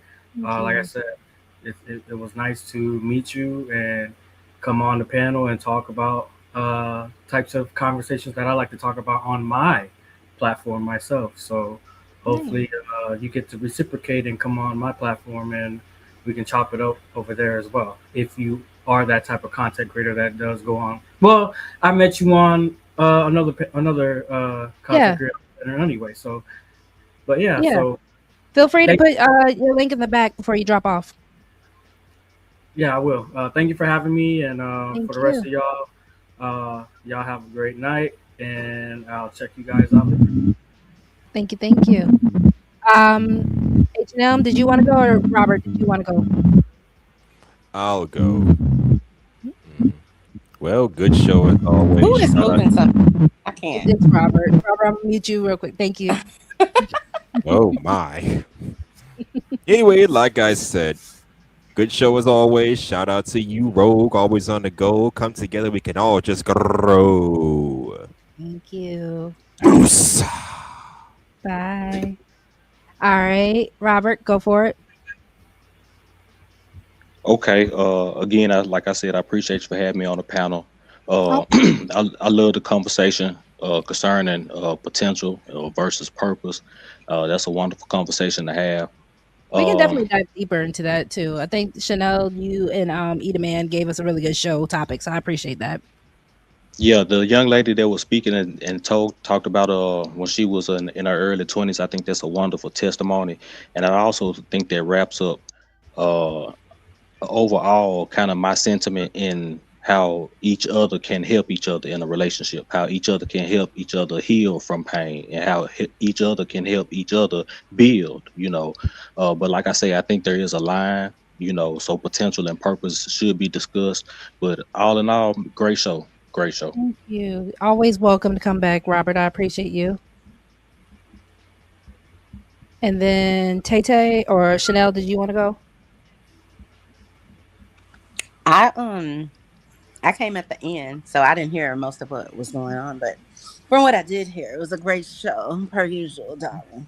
You Thank know you, what my I mean? love. It's always a fun time over here. It's always a peaceful vibe, so I love it. Thank you. I came on late, so I'm gonna work on my schedule for the weekday as well. And I go live on the weekend, so it's my fault. But I just wanted to give y'all a little quick live, hang I out with think it y'all was for a little bit. great. So good job. Thank you, Tay Tay. You know the vibes. Bye bye. Great show. Thank you for having me. I could finally go somewhere to where, people know how to have conversations and are ignorant, just ignorant and dumb. Just a hot hood rat ghetto mess. So I appreciate you. You guys have a good night. Have a lovely night. So I'm gonna go ahead and do my closing real quick. Thank you guys for just sticking around with me. So the goal of this conversation is not to make women feel guilty. The goal is to make women feel powerful. Because the moment you realize suffering is not your destiny, the moment you realize pain is not proof of love, the moment you realize blessings are not burdens, you start making different choices. And different choices create different lives. Maybe the question isn't, why does this keep happening to me?